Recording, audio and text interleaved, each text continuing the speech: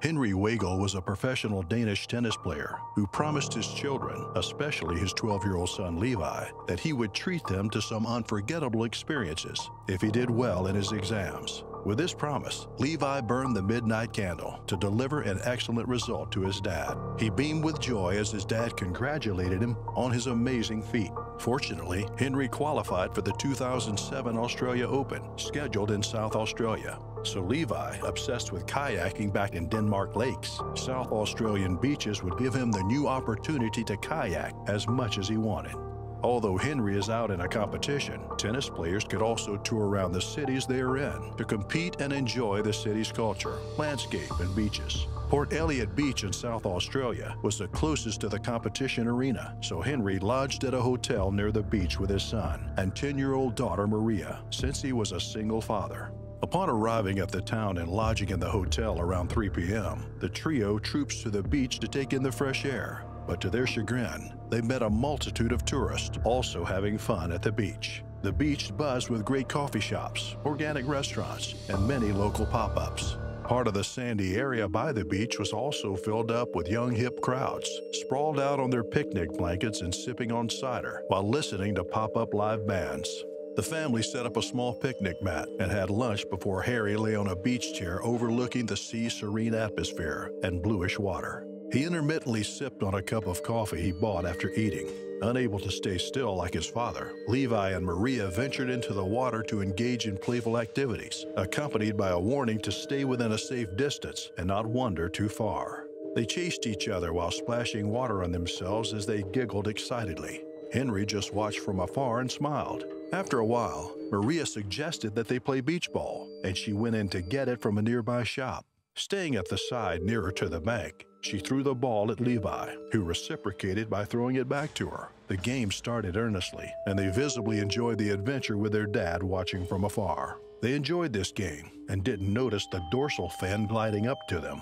Maria threw the ball towards Levi for the 100th time, and the wave maneuvered it so he couldn't catch it. With the ball floating on the water, Levi swam over to pick it up. As he dipped his hand into the water, he cried, alerting his dad. Henry thought the boy was shouting out of fun, but when the water around him turned red, he knew he was in grave danger. He quickly calls on Maria to come ashore and grabs a club lying on the beach. A ferocious bull shark clamped onto Levi's arm. Initially feeling the intense pressure, he instinctively attempted to pry it off. However, his efforts only revealed the true horror: a tenacious 8-foot-long shark securely fastened to his arm.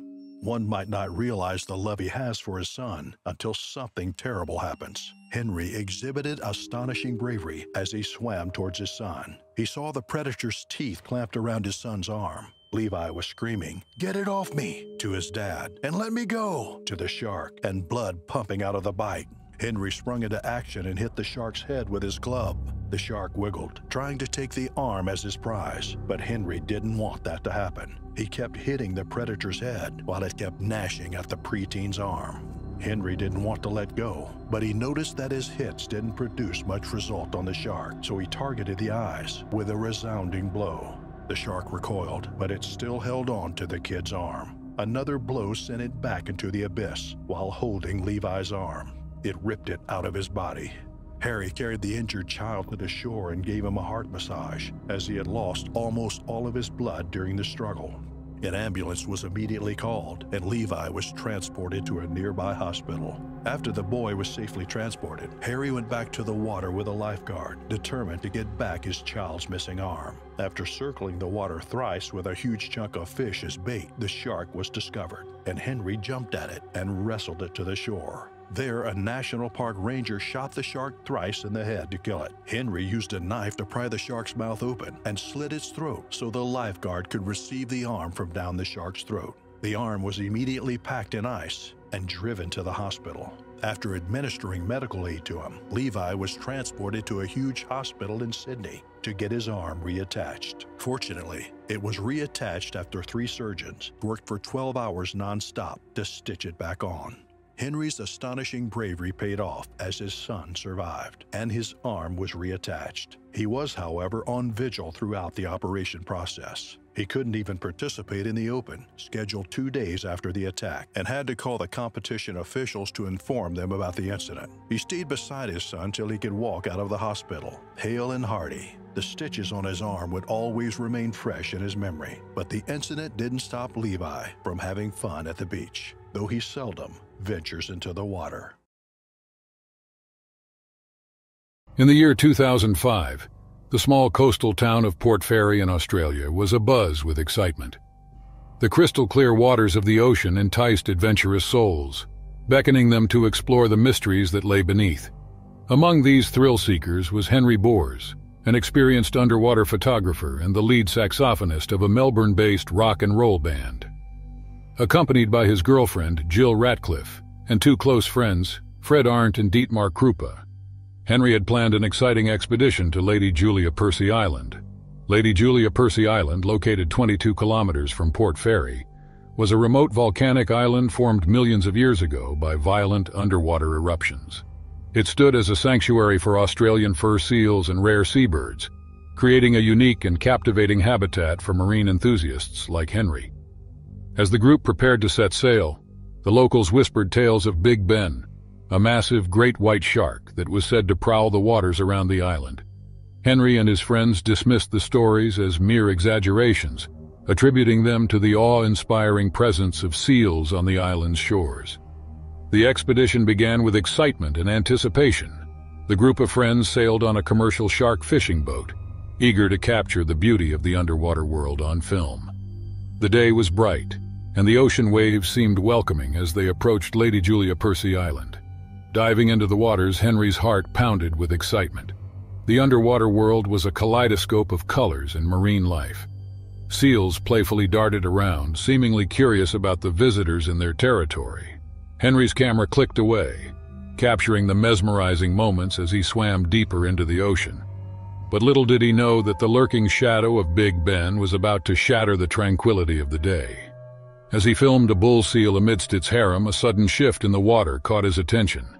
The seals around him began to scatter, and a sense of unease washed over him. In an instant, the serene underwater world turned into a scene of chaos and terror. Henry felt a massive force pulling him downward as the jaws of a great white shark clamped down on his leg. Panic surged through him as he realized the predator's intentions. With adrenaline coursing through his veins, Henry fought for his life, kicking and punching at the shark's snout with all his strength.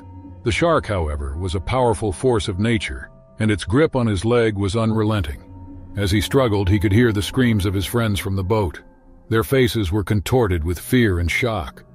They shouted words of encouragement, urging him to break free, but the water muffled their voices and their help felt so far away. In a desperate move, Henry gouged at the shark's eyes, hoping to weaken its hold. The creature's grip momentarily loosened, and he kicked himself away from the shark's deadly embrace. Gasping for breath, Henry swam towards the surface with all the strength he could muster. Blood trailed behind him, painting the water in a macabre dance. The shark, not one to give up easily, circled back, determined to claim its prey. As Henry reached the surface, he cried out for help, his voice hoarse and strained. His friends on the boat sprang into action, pulling him aboard with all their might. The shark's ominous shadow hides beneath the surface, a constant reminder of the lingering danger. Once on the boat, Henry's leg was a gruesome sight. The wound was deep and bleeding profusely. Fear and adrenaline still coursed through him as his friends applied makeshift tourniquets and called for immediate medical assistance. With every passing moment, the fear of losing Henry intensified. The minutes felt like hours as they rushed back to the shore, the sound of the boat's engine drowning out all other noise. The coastal town loomed in the distance, a beacon of hope and safety. As the boat reached the shore, paramedics were waiting, ready to provide immediate medical attention. They rushed Henry to the hospital, where he would undergo surgery to repair the extensive damage caused by the shark's bite. Henry couldn't help but reflect on the harrowing experience as he lay on the hospital bed. Once a place of beauty and wonder, the ocean now held a terrifying reality he could never forget. In the days that followed, news of the shark attack spread throughout the coastal town. People were both fascinated and fearful, knowing that the waters they loved so much could be home to such a dangerous predator. For Henry, the attack was a life-changing event. The physical scars would heal, but the emotional wounds ran deep. He knew that he would never look at the ocean the same way again, and the once alluring waves now held an ominous presence. Yet, despite the trauma, Henry found solace in the support of his friends and loved ones. They stood by him, offering comfort and encouragement as he navigated the difficult road to recovery. As the days turned into weeks, Henry's physical strength slowly returned. He underwent physical therapy, determined to regain his mobility and face the ocean once more. As Clara and George slipped into their snorkeling gear, the turquoise waters of the Australian beach glistened invitingly beneath them. The coral reef, hidden beneath the surface, was a world of wonder, teeming with a colorful array of life that awaited their discovery. They were no strangers to this underwater world, having explored its depths many times before, but each time held the promise of something new and exciting. With a sense of anticipation, they descended into the water, their fins slicing through the gentle waves. As they drew closer to the reef, the suspenseful feeling grew. The coral formations towered above them, casting eerie shadows on the sand below. As they swam deeper into the reef, the shadows grew longer and the colors more vibrant. Schools of fish darted past them, their scales flashing in the sunlight, while crabs and lobsters scuttled along the ocean floor, hiding among the rocks. Despite their familiarity with these waters, the sense of anticipation remained strong within them. The reef was a world of mystery and magic, and they knew that with each new dive, there was always the possibility of discovering something they had never seen before. But then, without warning, Clara was wrenched from her reverie by a sudden excruciating pain in her leg. She gasped, struggling to keep her balance as she looked down, only to see the cold, dead eyes of a massive bull shark staring back at her. Its razor-sharp teeth sank deep into her flesh, tearing and ripping as it thrashed back and forth. The world around her seemed to blur as the pain coursed through her body. She could feel her heart racing as the blood gushed from her wounds, staining the water around her in a sickening cloud of red. The shark seemed relentless, its grip unyielding, as if determined to drag her down into the abyssal depths. Panic and terror threatened to overwhelm her, but Clara fought to stay conscious, knowing that her only chance of survival was to stay focused, to stay alive. She struggled against the powerful jaws of the beast, her body writhing and convulsing as she fought for every breath, every heartbeat. The world had turned into a nightmare, a surreal and terrifying landscape of pain and terror. As the seconds ticked by, Clara's strength began to fade, and she knew that she was fighting a losing battle. But still, she fought on, determined to survive, to live another day, no matter what the cost. A blood-curdling scream escaped Clara's lips as the jaws of the bull shark clamped down on her leg, its teeth sinking deeper into her flesh with every passing second. The pain was unbearable, a searing agony that consumed her entire being. She felt as though she was being torn apart, her body racked with spasms of pain. But even as the shark thrashed around, trying to drag her deeper into the water, Clara felt a strong hand grab her and pull her away. It was George, reacting with lightning speed, his muscles bulging with the effort of hauling her to safety. His grip was iron, his determination unshakable, as he battled against the brute force of the shark.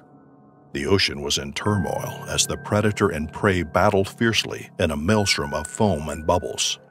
The deafening sound of waves crashing was overshadowed by the thrashing of the shark's tail as it relentlessly pursued Clara and George. Clara felt the rough, abrasive texture of the shark's skin scrape against her leg, sending shivers of terror down her spine.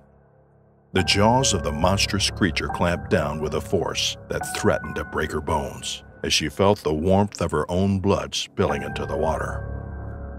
As Clara's vision began to blur and her strength started to wane, she thought it was the end. But then, she felt George's grip tighten around her and his muscles tensed with a sudden burst of energy. He pulled her away from the jaws of death, and they hurtled towards the surface, as if escaping from the depths of hell itself. Gasping for air, Claire broke through the surface, her chest heaving as she gulped in a great lungful of salty air.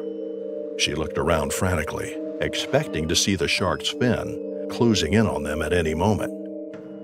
But to her relief, there was only the sun-drenched sky and the gentle lapping of waves against the shore. It was a narrow escape, but they had survived. And as they lay on the sand, exhausted and shaken, Clara knew that she owed her life to George's bravery and quick thinking.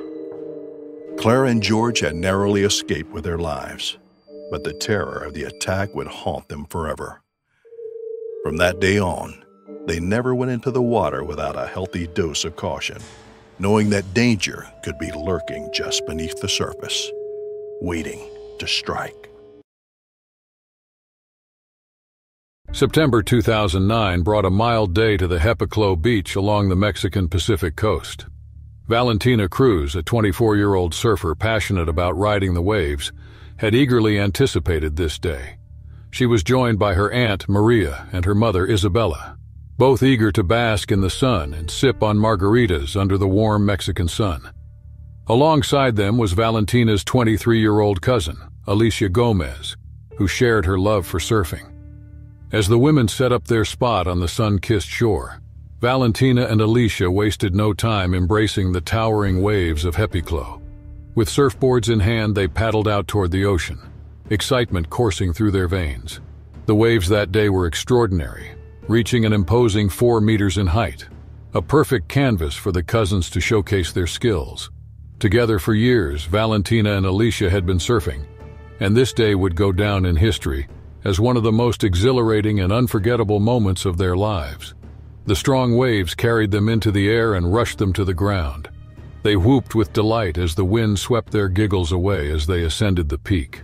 A force far more powerful than the seas was about to upend their day's tranquility. Alicia was quickly surrounded by a menacing darkness that appeared out of nowhere with a horrible figure hiding beneath. A predator of the deepest oceans, the great white shark had made its appearance. Alicia's heart pounded with terror as the monstrous jaws erupted from the water. The shark's massive, tooth-filled mouth lunged for her, and she barely had time to react. Valentina, surfing nearby, watched in horror as her cousin was pulled underwater. The shock of the attack sent shockwaves of panic through the cousins. Alicia battled the big white shark's unrelenting jaws underwater for her life. The creature's tremendous fangs tore apart her leg, and the pain pierced her like lightning. She felt herself start to panic. Her screams created a horror environment on the ocean's surface. Valentina's instincts kicked into overdrive as she witnessed the horrifying spectacle unfolding before her. Without a second thought, she propelled herself toward her cousin. Her surfboard held high above her head like a makeshift weapon. The surfboard came crashing down onto the shark's back, causing it to be distracted for some seconds. The distraction briefly diverts the shark's attention, allowing Alicia to escape. She struggled to the surface while gasping for air with all her power. A trembling hand from Valentina was used to help her cousin get on the surfboard. Together, they started the arduous voyage back to land. But destiny had some different plans. Maria and Isabella laughed and talked on the beach when the terror beyond the waves caught their attention. They laughed until they heard Valentina's frantic screams, which made them gasp in horror. Their eyes widened when they witnessed their girls engaged in a great white shark battle.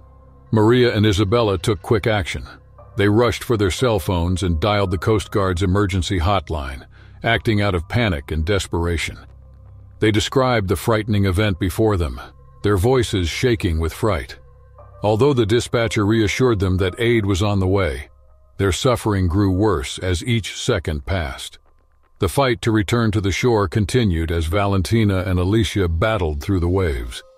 The great white shark continued to circle menacingly while still alive, its lifeless eyes fixed on its prey. As they escaped from its grasp, the shark became furious. After taking Alicia in its mouth, the shark made a great leap and vanished into the ocean's depths. It all happened so quickly that Valentina froze for 2 minutes, and when she realized the situation, she yelled hysterically. Valentina cried non-stop. She found it unbearable that the shark had taken the life of her favorite cousin. Finally, the Coast Guard arrived as a far-off wail of sirens pierced the air. Their boat, operated by professional rescuers, sped toward her while expertly navigating the choppy waves. The searchlights of the rescue crew cut through the darkness. When the Coast Guard discovered Valentina, she was in an unstable condition. Nobody could find Alicia. Their comprehension of what had occurred took a moment. They raised her from the ocean while leaving their surfboards behind as offerings to the sea. Valentina was still breathing, but she was in disbelief. The great white shark disappeared into the depths, serving as a disturbing reminder of how brutally unpredictable aquatic life can be.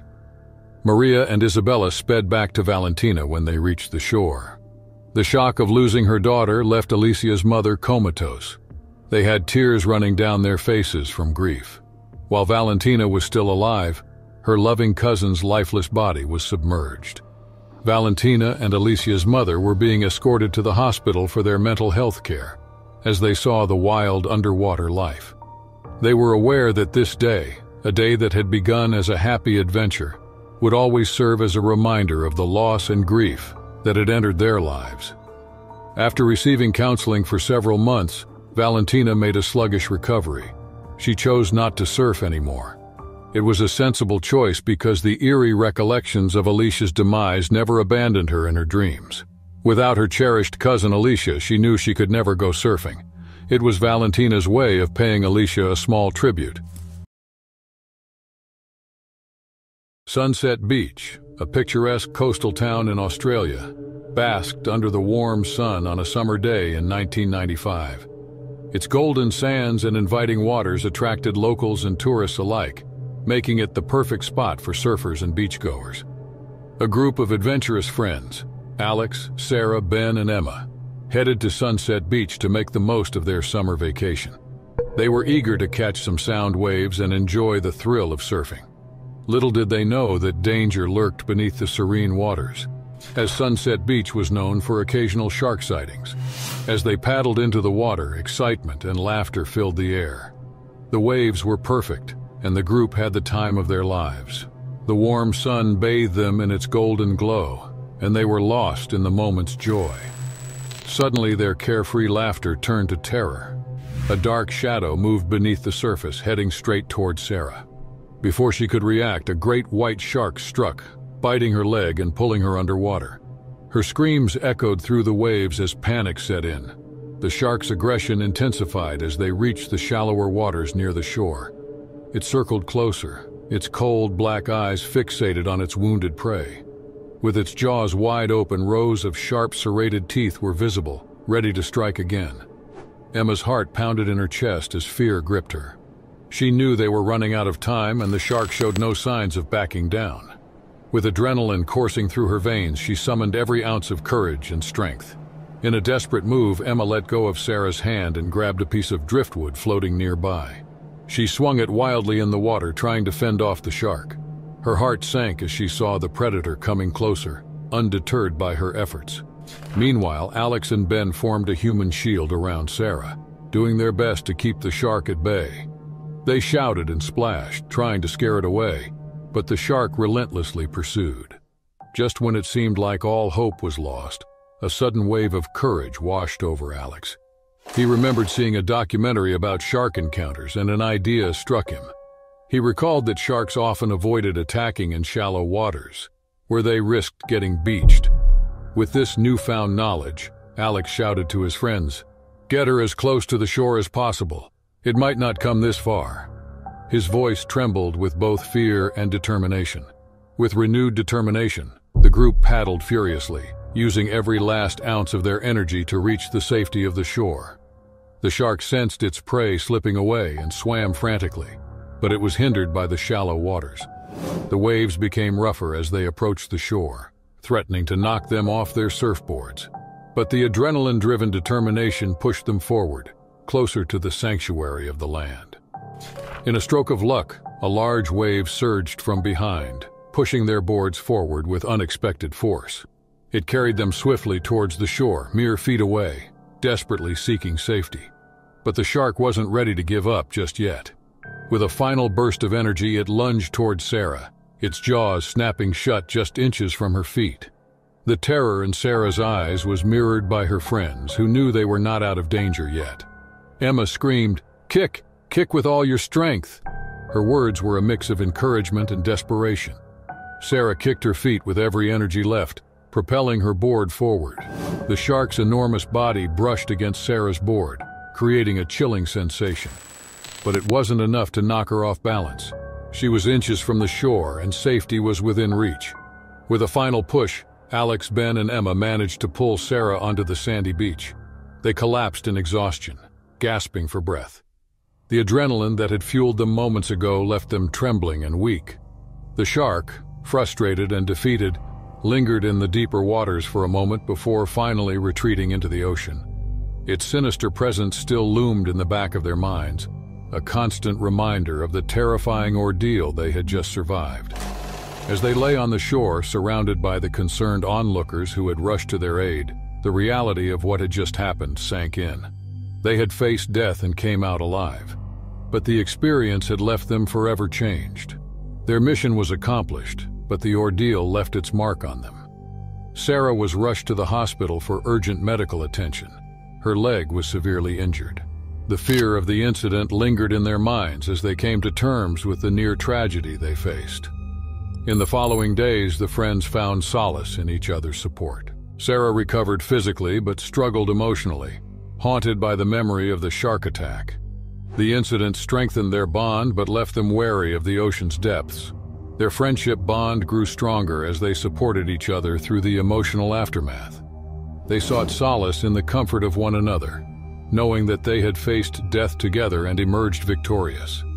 They may have survived the encounter with the great white shark, but the memory of that day will forever linger in their minds. Sunset Beach remained beautiful, but its allure was now mixed with a sense of caution. The friends continued to surf, but never forgot the danger lurking beneath the waves. The fateful encounter with the great white shark forever changed their lives. On a fateful day in Port Harbor, a charming coastal town in the Pacific Northwest, the tranquil atmosphere was shattered by a devastating incident that would leave a lasting impact on the community. October 12, 1988, would forever be etched in the townspeople's memories as they grappled with the shocking turn of events that unfolded within the confines of the local aquarium. The community was excited as news of the eagerly anticipated aquarium tour spread through Port Harbor High School. As part of a particular educational program, a group of students, including Luke Thompson, had been selected to visit the newly renovated Port Harbor Marine Discovery Center. An enthusiastic 18-year-old student interested in marine life, Luke eagerly looked forward to the day's adventure. Amid the crisp morning air, Luke joined his classmates on a bus bound for the Marine Center.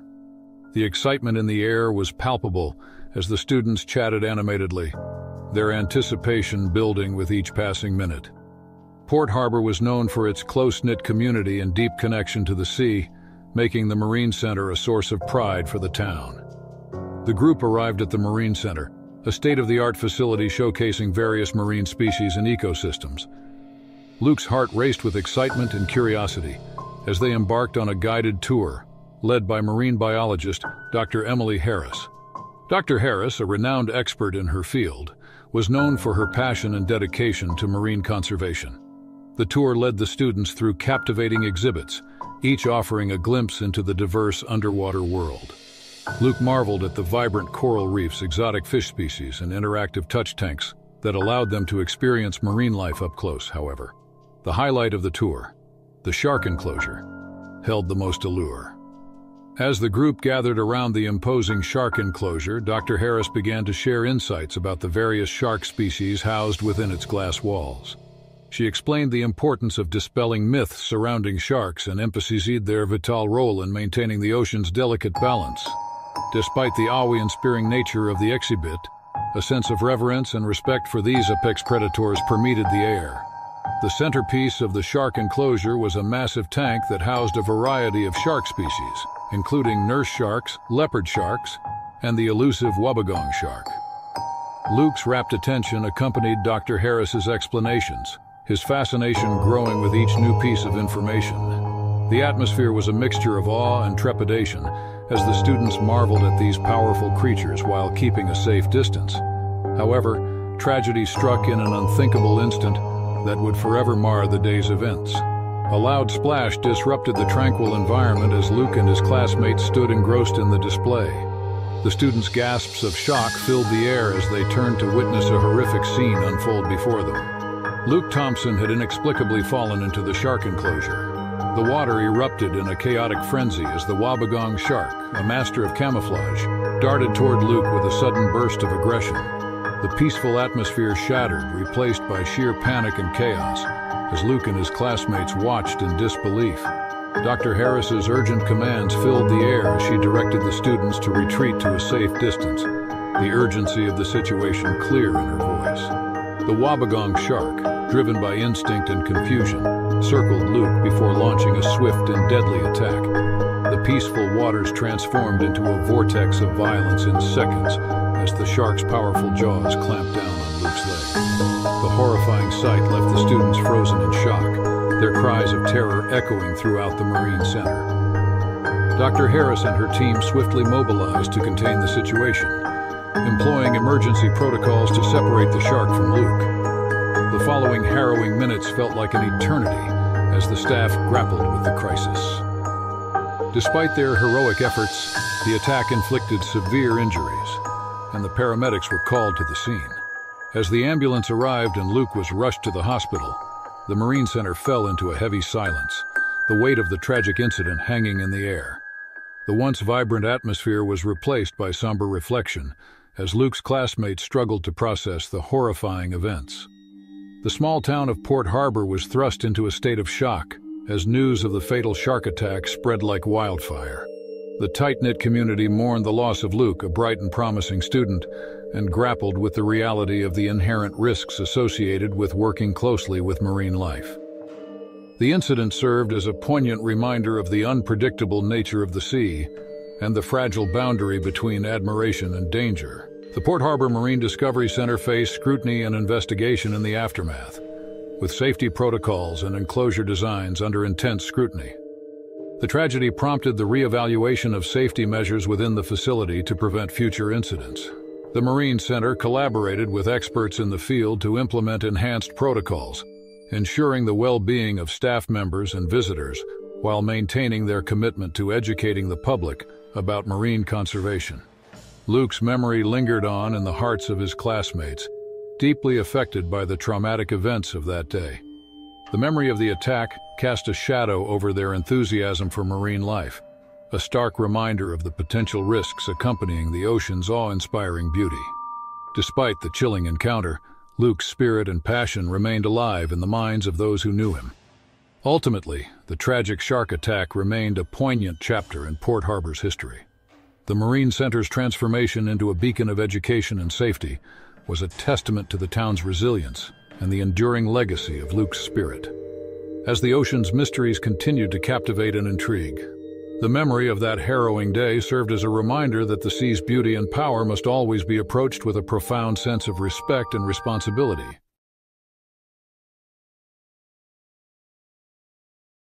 On Ibiza Beach, a huge sign warns people of shark attacks. It wasn't there until 2002. Rodrigo Alaves was a 25-year-old gym instructor based in the Spanish capital, Madrid. But once in a while, he would visit his mother living in the coastal town of Ibiza. Visiting his mom was even a camouflage, as the main reason he yearned to visit Ibiza was because of its splendid beaches. Since Madrid has no beach, he doesn't have time to travel down to Valencia. So during holidays, he would kill two birds with a stone by visiting his mom and the beach of Ibiza, a long expanse of golden sand, surrounded by a nature reserve including dunes, pine forests, and spectacular salt flats. Rodrigo embarked on a 3.5-hour train journey from Madrid to his hometown. His mother eagerly awaited his arrival and prepared a table with his favorite dishes. She knew that he wouldn't have time to cook while he was in the city. After having lunch and resting, Rodrigo met his childhood friends and prompted them to prepare for a skiing adventure the next day. They partied until late at night, each boasting about defeating the other the next day. Little did they know what would happen. The next day, Rodrigo, having longed to ski, was the first person among the 5 friends to reach the beach. There, he met many tourists enjoying their stay at the beach, playing different games. After a few minutes, each arrived, donned the necessary gear, and headed into the water. It was a warm morning. The sun shone with a slight breeze, which was the perfect day to ski. They first got into the river and skied around the shallow part to get their body in action for the big race. During this time, they splashed water on each other and giggled loudly. After about 50 minutes, they left the heavily populated tourist area and went far into the water before they started to race. They raced several times as none of them wanted to accept defeat. As time passed, they abandoned the race and began trying out skills on the water. Rodrigo shined most during this skill exhibition. He even tried skiing with only one foot, holding onto the rope handle. Rodrigo skips through the water with one foot and treads the water to splash water all over him and his friends. As a professional, he even planks on the water's surface with both legs in the air. Rodrigo then does some push-ups while still speeding through the water. He works out on the water while his friends watch and praise him. During this exhibition, they didn't notice a shark circling the area. The beast might have been disturbed by their incessant splash and noise, so it came to visit them. By the time they noticed, it was too late to take action. The great white shark was speeding with its full strength and attacked Rodrigo, sending him straight into the water. The others quickly scampered through the water to save their lives. They've forgotten that someone was left with the shark.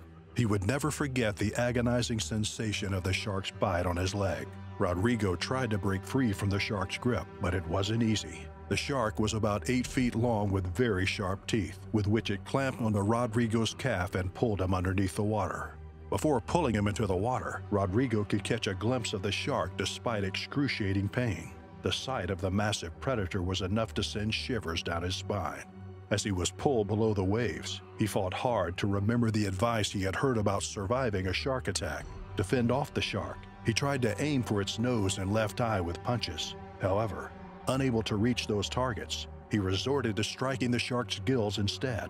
After the shark dipped in and out of the water twice, his hand hit the shark's snout. Packing the remaining energy into his fist, he started hitting it severely, not minding how the predator was gnashing his flesh. As blood oozed from his wounds, the color of the water transformed, yet this didn't dissuade Rodrigo from persevering in his efforts to free himself.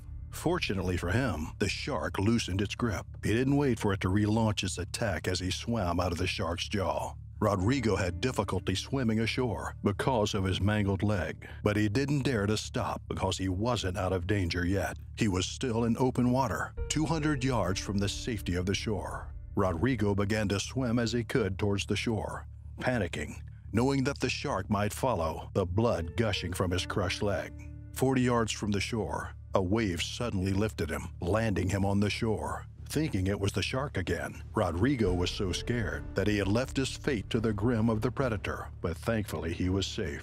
Tourists having fun on the beach quickly circled him, and medical attention was called. The emergency responder administered first aid to him before transporting him to the hospital. Rodrigo was alert during this trip, groaning as the pain surged into him, but at the same time, grateful that he survived the attack. He spent a month in the hospital, where skilled doctors operated on him, and with his leg damaged beyond repair, they had no choice but to amputate it.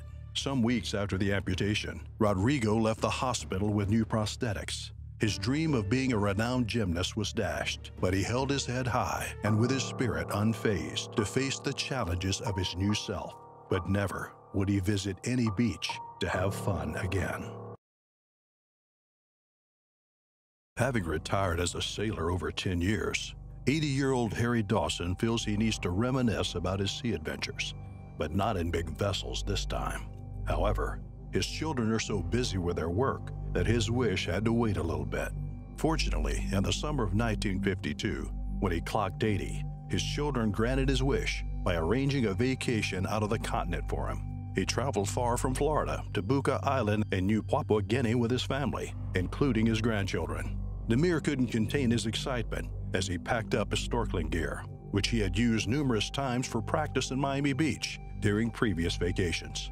With his snorkeling gear ready, he eagerly boarded the flights to New Papua Guinea. After spending almost a day on the flight, they crashed at a hotel overlooking the Buka Beach to rest while awaiting the next day, full of amusement and fun. Harry was even given a choice to choose the place he would love to visit between Africa, Asia, and Oceania, with him choosing the last. So he knew that Buka Island Beach was a great spot to fish and swim, with clear waters offering plenty of snorkeling opportunities. Since Harry's birthday was the next day, a small birthday was thrown at the hotel, which delayed the tourists from going to the beach. During the evening, Harry steps out on the beach feeling the soft, mushy texture of the sand. His two children, Joe and Thomas, and their families also troop out onto the beach with the young children running helter-skelter and throwing sand at each other happily. Harry first lies down beside the water overlooking the waves and taking in the stunning and idyllic waters filled with brilliant aqua and azure hues. He watched on like this for about 30 minutes before he went on to don his snorkeling kit. While Demir sat away from his children and grandchildren, he had already put on his snorkeling gear. However, Thomas noticed this and became concerned. He approached his father and tried to convince him not to venture into the vast water. Still, Harry said he couldn't remove all the kit from himself after completely donning them. He promised that he wouldn't go far. After much persuasion, Thomas volunteered to follow his father. He proceeded to rent a boat equipped with a small engine. Thomas planned to stay on the boat and enjoy some fishing, while his father went snorkeling in the surrounding waters. When the boat reached a little deep in the water, Harry, trying to be young again, dived straight into it like a professional, while Thomas held onto the fishing rod, waiting for prospective victims. Thankfully, the hook caught a fish. After disengaging the fish from the hook and returning to the water, Thomas noted something gliding around in front of him. Without verifying that, he immediately called on his dad, having heard of various shark attacks, and didn't want him to be a victim. However, Harry couldn't hear his son, as he was underwater enjoying his adventure. True to his guess, it was a shark getting attracted to the area in search of its prey. Thomas thinks the shark is still trying to figure out what was on the water before attacking, and shouting his father's name will only attract the fish quickly, so he kept silent while panicking and praying for his dad to rise from the water. He also feared that his dad might have swam far from the boat. Suddenly, he saw a rushing wave approaching the canoe from underneath the ocean. Thinking it was a shark, Thomas quickly started the engine to drive as fast as he could. Meanwhile, Harry was swimming frantically toward the boat with all his strength. Despite being old enough, the grandpa didn't want to die on his birthday. On seeing his dad swimming towards him, Thomas stopped the boat to lend a hand to assist Harry. Immediately, he held Harry's hand and started pulling him up. As the older man kept his left leg in the water, he felt a sense of relief, thinking he was somewhat protected up there. However, his relief was short-lived when suddenly a powerful force yanked him back into the water with a sharp pull. The tiger shark, 8 feet long, clamped its teeth on Harry's ankle, making him release an excruciating cry. Thomas desperately clung to his father's hand, exerting all of his strength to pull him out of the shark's mouth. However, it soon became clear that the shark's grip was too powerful, making it impossible to free his father from its jaws. With experiences he had while sailing, Harry uses his right leg to release kicks on the shark's face and snout. He did this with all his might until the shark released its grip. Thomas, who never left his dad's side, quickly pulled him onto the unbalanced boat. With blood dripping excessively from Harry's ankle, Thomas quickly returned to the engine, but it failed to start. He kicked it several times, but the engine refused to roar. The time wasted provided the shark with another opportunity and took full advantage of it. Charging against the boat, the shark collided with great force, causing the boat to somersault and eject its contents, including the captured fish and the occupants, into the water. As a result of the collision, Thomas and Harry were separated, with Thomas finding himself on the side nearer to the beach, while the injured Harry remained in grave peril in the water. By this time, everyone at the beach was aware of the brawl inside the water. Tourists playing in the shallow parts have all scrambled out while panicking. Everyone was praying for the survival of Dad and son, but no one dared venture in to rescue them. Even Joe couldn't. Sharks are known to get easily attracted to blood, and with blood gushing out of Harry's wound, it isn't difficult to locate. Immediately after the boat capsized, Thomas began swimming frantically toward the bank, believing his dad would do the same. However, Harry couldn't swim well, with one of his legs injured. In no time, the shark caught up with him and swallowed him halfway. From a sharp bite that could crack the skull, his legs to his waist were in the shark's mouth. Harry could do nothing, with much of his energy exhausted from the first attack. He flung his arms around, but they were powerless, intensifying the pain. By the time Harry was about to be chewed in two, Thomas had swum ashore, and with the rest, he watched as the predator was gnashing his father.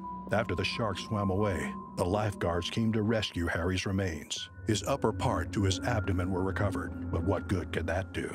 He was confirmed dead and buried the next day beside the beach, with a huge cenotaph erected. His family, however, said they wouldn't leave the country until the shark was caught, which made the authorities initiate a search, and the shark was located after a day of searching. When it was captured and Harry's remains were found in it, the shark was killed.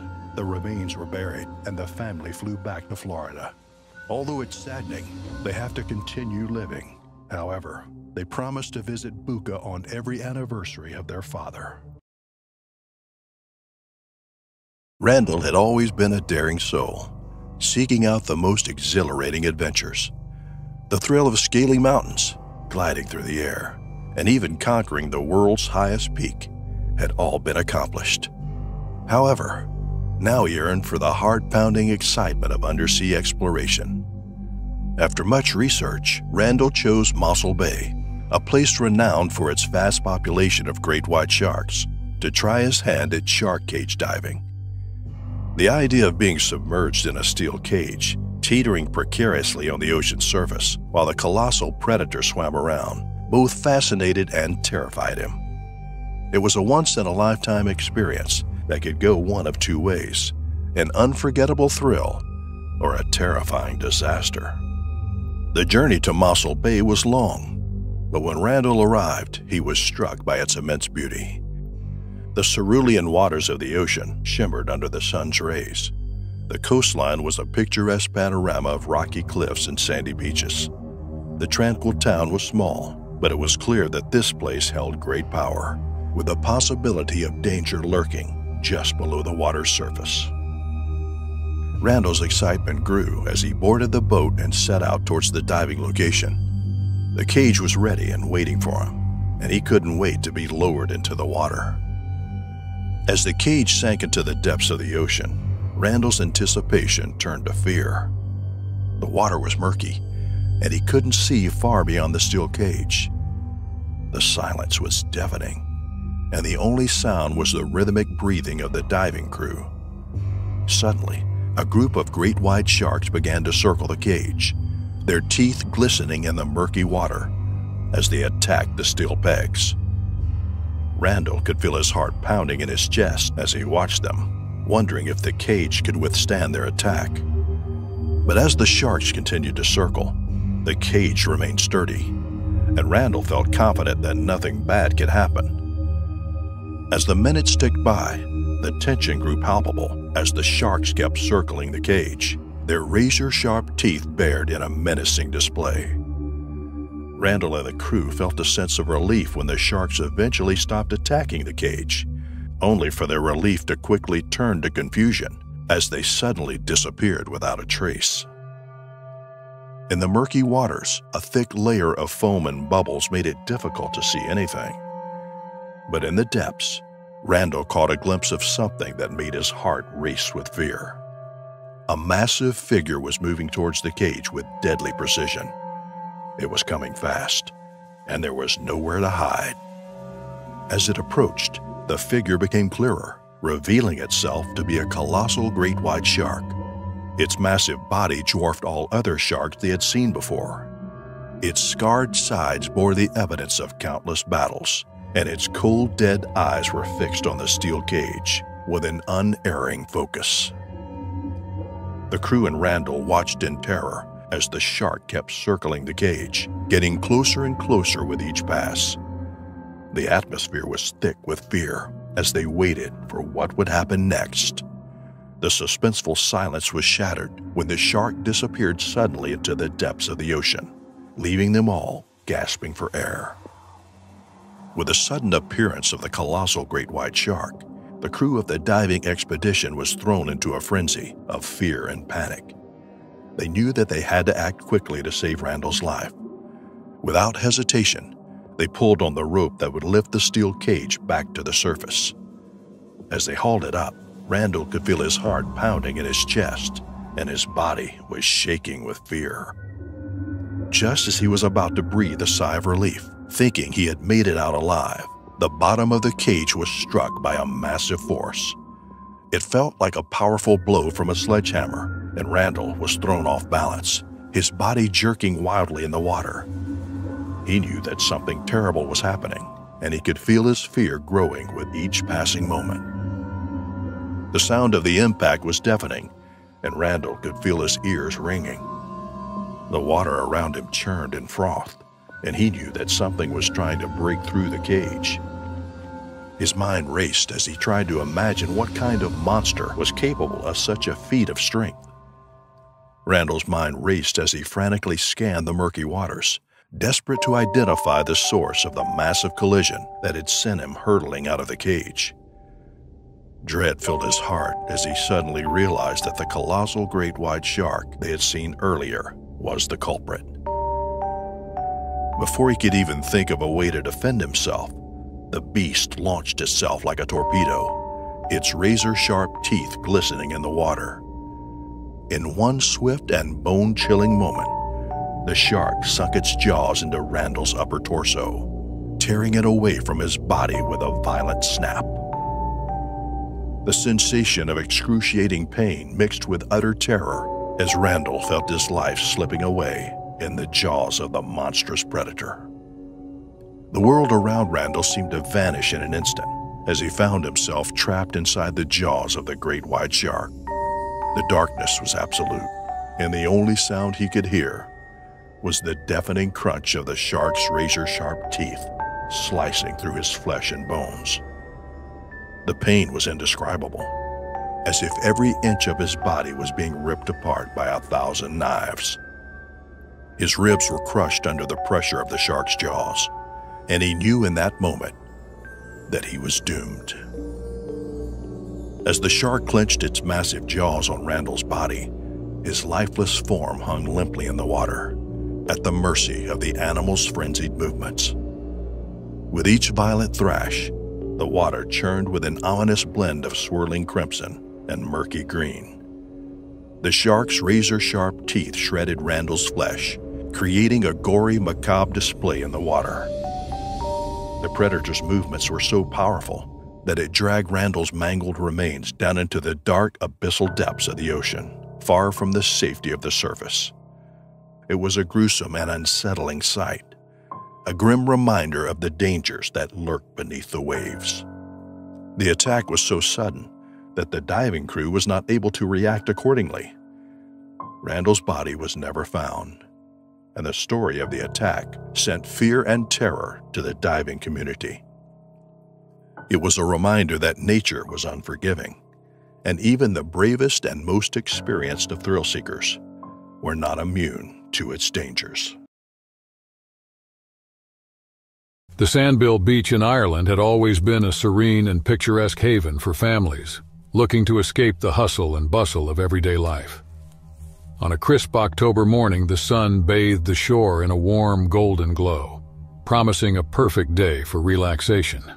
Felix Muller, a 30-year-old surfer, couldn't resist the call of the waves, and he decided it was the ideal day to introduce his favorite sport to his family. With his wife Emma and their 3-year-old daughter Lily, Felix arrived at the beach. They sat up beneath a large parasol, the sound of the waves providing a soothing backdrop to their laughter and chatter. As Felix waxed his surfboard and secured his wetsuit, he couldn't help but smile at the idyllic scene unfolding before him. Emma watched Felix with a mixture of pride and concern. She had always admired her husband's love for the ocean, but had never fully embraced his passion for surfing. Today, she let Felix enjoy himself, trusting he would return safely to their little family on the shore. Felix paddled into the glistening waters while Lily played in the surrounding sand. He enjoyed the rush of the ocean and the tempting waves. He had spent much time riding the waves, evident in his every fluid movement and quiet assurance.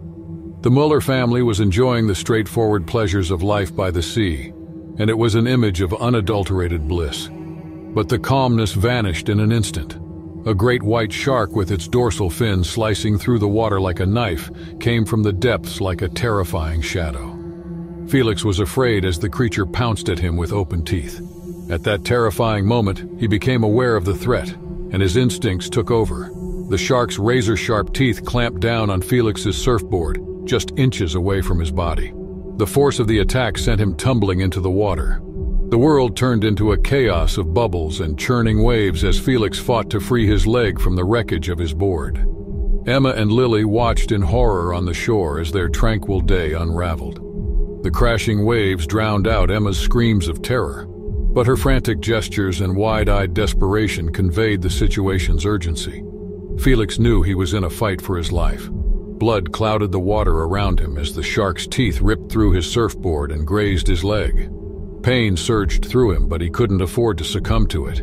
He freed his leg with sheer determination and began swimming away from the shark's initial strike zone. After being briefly stopped, the great white shark circled, keeping its dead eyes fixed on its prey.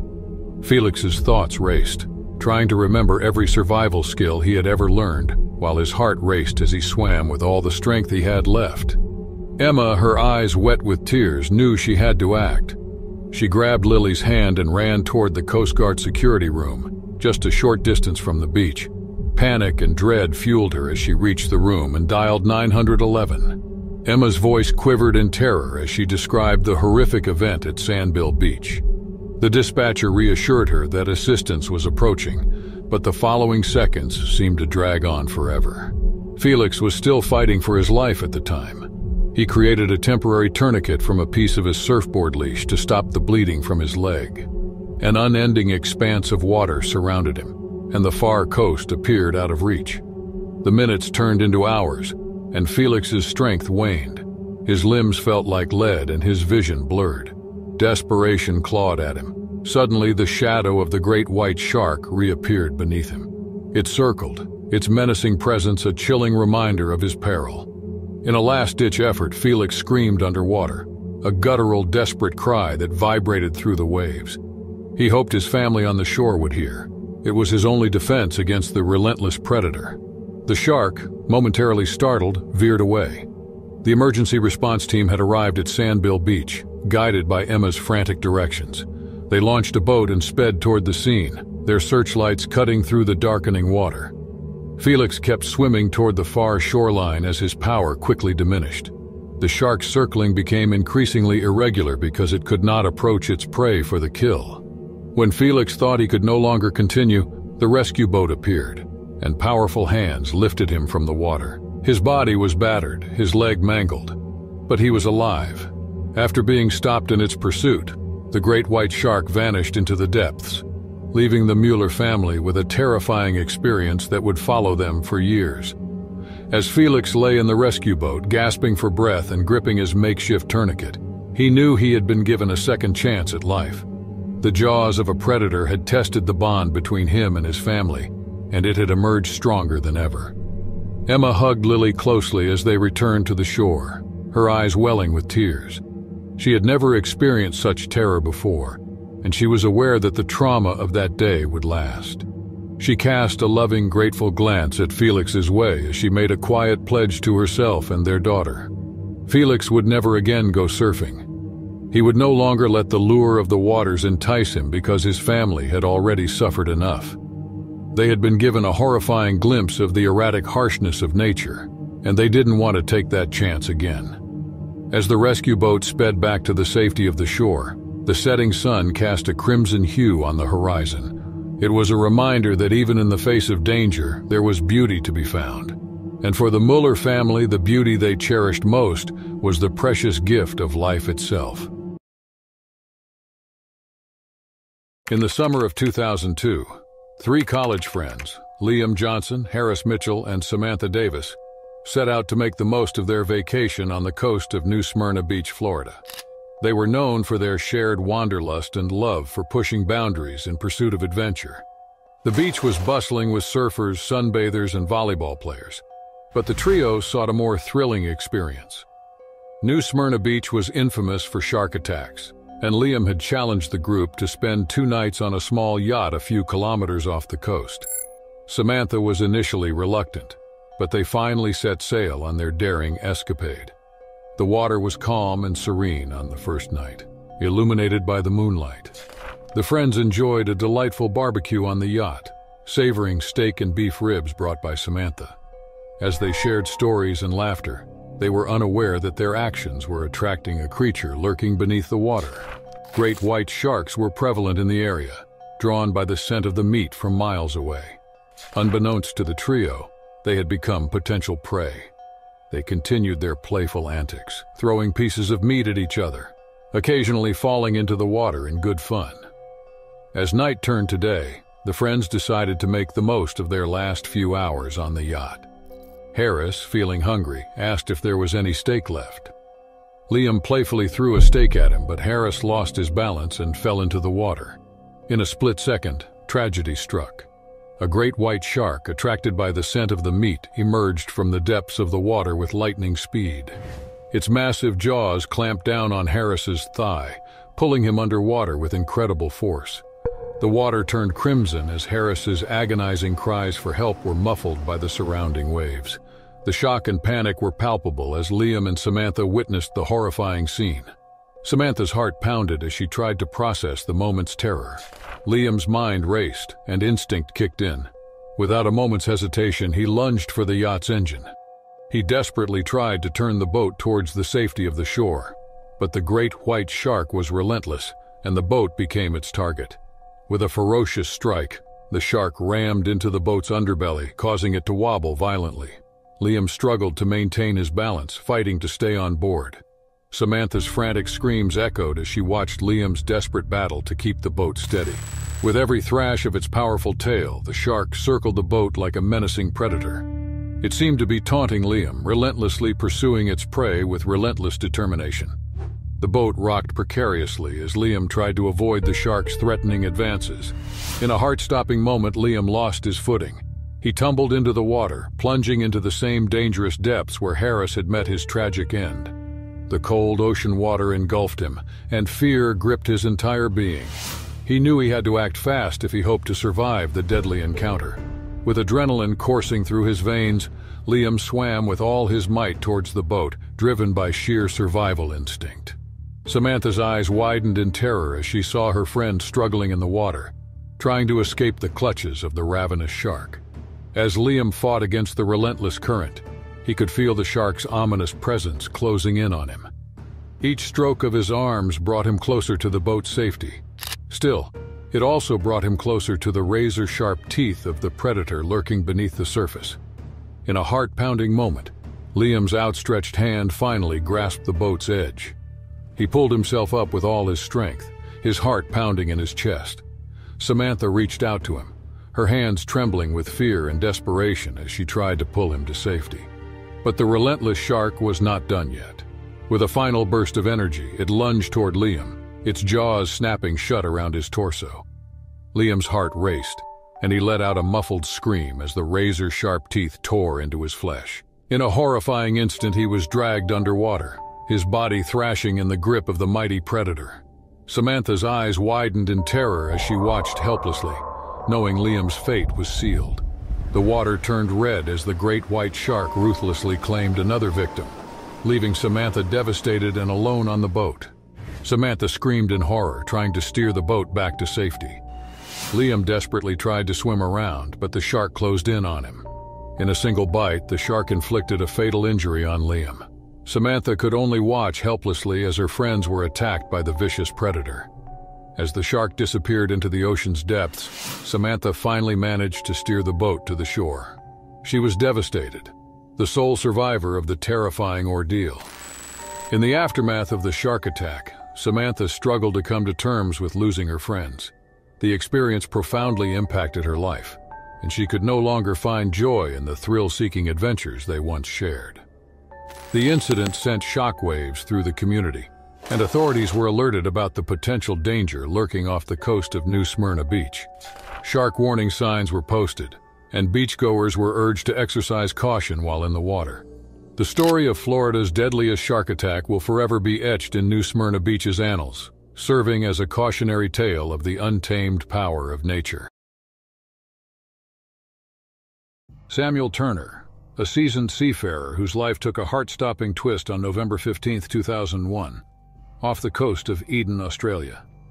Samuel's years as a commercial fisherman had brought him familiarity with the ebb and flow of the ocean. But little could have prepared him for the gripping ordeal ahead. November 14, 2015 was like any other day on Samuel's maritime route, steering his ship from Bateman's Bay to Montague Island and finally reaching the tranquil waters near Eden. With a decade of experience, Samuel was known among his crew for his ability to mend anything, whether the ship's engine or the rigging on deck. As dawn broke on November 15, 2015, Samuel embarked on his routine checks, inspecting the ship's engine meticulously before turning his attention to the pulley systems on deck. These tasks had become his second nature, and his fellow crewmates highly regarded his expertise. He deftly resolved an issue with the pulleys, winning a round of applause from his colleagues. The day unfolded with a sense of normalcy until around 1 p.m., when a commotion on deck drew Samuel's attention again. Crewmates were gathered around the same pulleys he had fixed the day prior, engaged in a heated discussion. Annoyed at the thought of someone tampering with his work, Samuel approached the scene, asserting his authority and demanding space to inspect the pulleys. With a discerning eye, Samuel examined the pulleys and quickly identified the cause of the problem. He worked efficiently, addressing the issue and restoring the pulleys to functioning. Satisfied with his efforts, he descended to the lower decks, pausing to explain the situation to inquisitive apprentice mechanics. However, Samuel's foot became entangled in a loose rope from the pulleys as he walked away. Alarmed, he realized that one of the ropes had been misconnected, rendering the pulley system imbalanced. In the blink of an eye, the loose rope tightened around his ankle, his body jolted off balance, and he was unceremoniously plunged into the ocean. A chaotic whirl of pain followed the shock of impact as Samuel found himself submerged, tangled in the net, and struggling to breathe. Amidst his disorientation, he comprehended that the massive force straining the net was a great white shark relentlessly tugging at the entangled fish. His heart raced, his breath came in ragged gasps, and the icy grip of terror tightened around his chest. Summoning adrenaline, Samuel retrieved a small pocket knife, his trembling hands fumbling to cut the rope that bound him.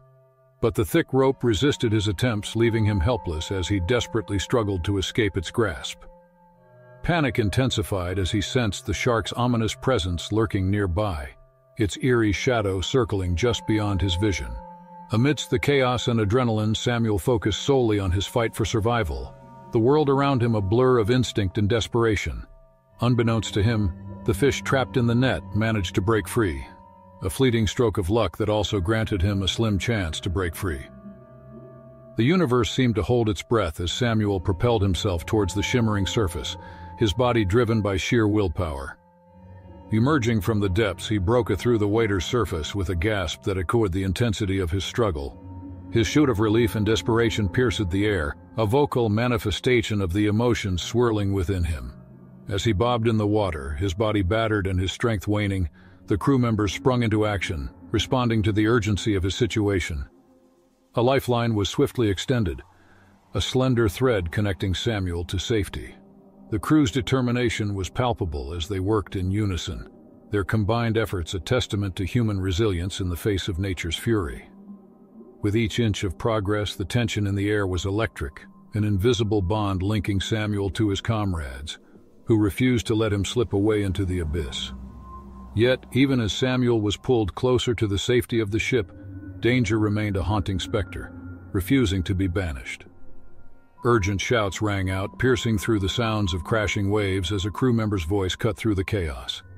Their eyes widened in alarm as they spotted the telltale dorsal fin of the shark, a relentless force of nature closing in with deadly intent. Samuel's heart raced, the adrenaline surging through his veins as he registered the imminent threat. The world around him seemed to slow as he gathered the last remnants of his strength, his survival instincts kicking into overdrive. He propelled himself with every ounce of energy he could muster, his limbs burning with the exertion as he pushed his body to the limit.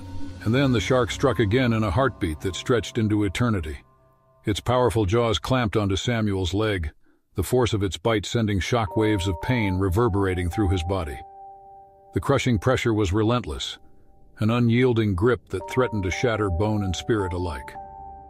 The searing pain was a visceral reminder of his vulnerability in the face of nature's apex predator. Samuel's vision blurred with pain and desperation as the shark's relentless grip held him captive. He fought against the forces that sought to pull him under. His will pour an unbreakable barrier against the abyss. And in that moment of unbearable turmoil, Samuel clung to his determination, his spirit unyielding even as the jaws of the great white threatened to consume him whole. With the combined strength of his crewmates, their muscles straining with determination and a lifeline rapidly descending, Samuel's rescue became a collective effort. As Samuel's body emerged from the water, his breath was ragged, and his heart pounded in his chest. The relentless grip of the shark refused to release its hold quickly, and the struggle intensified as the crew pulled him upward. The agonizing seconds stretched on, each one a battleground of survival. And it was only when Samuel's foot finally slipped from the predator's jaws that a collective exhale of relief echoed across the deck.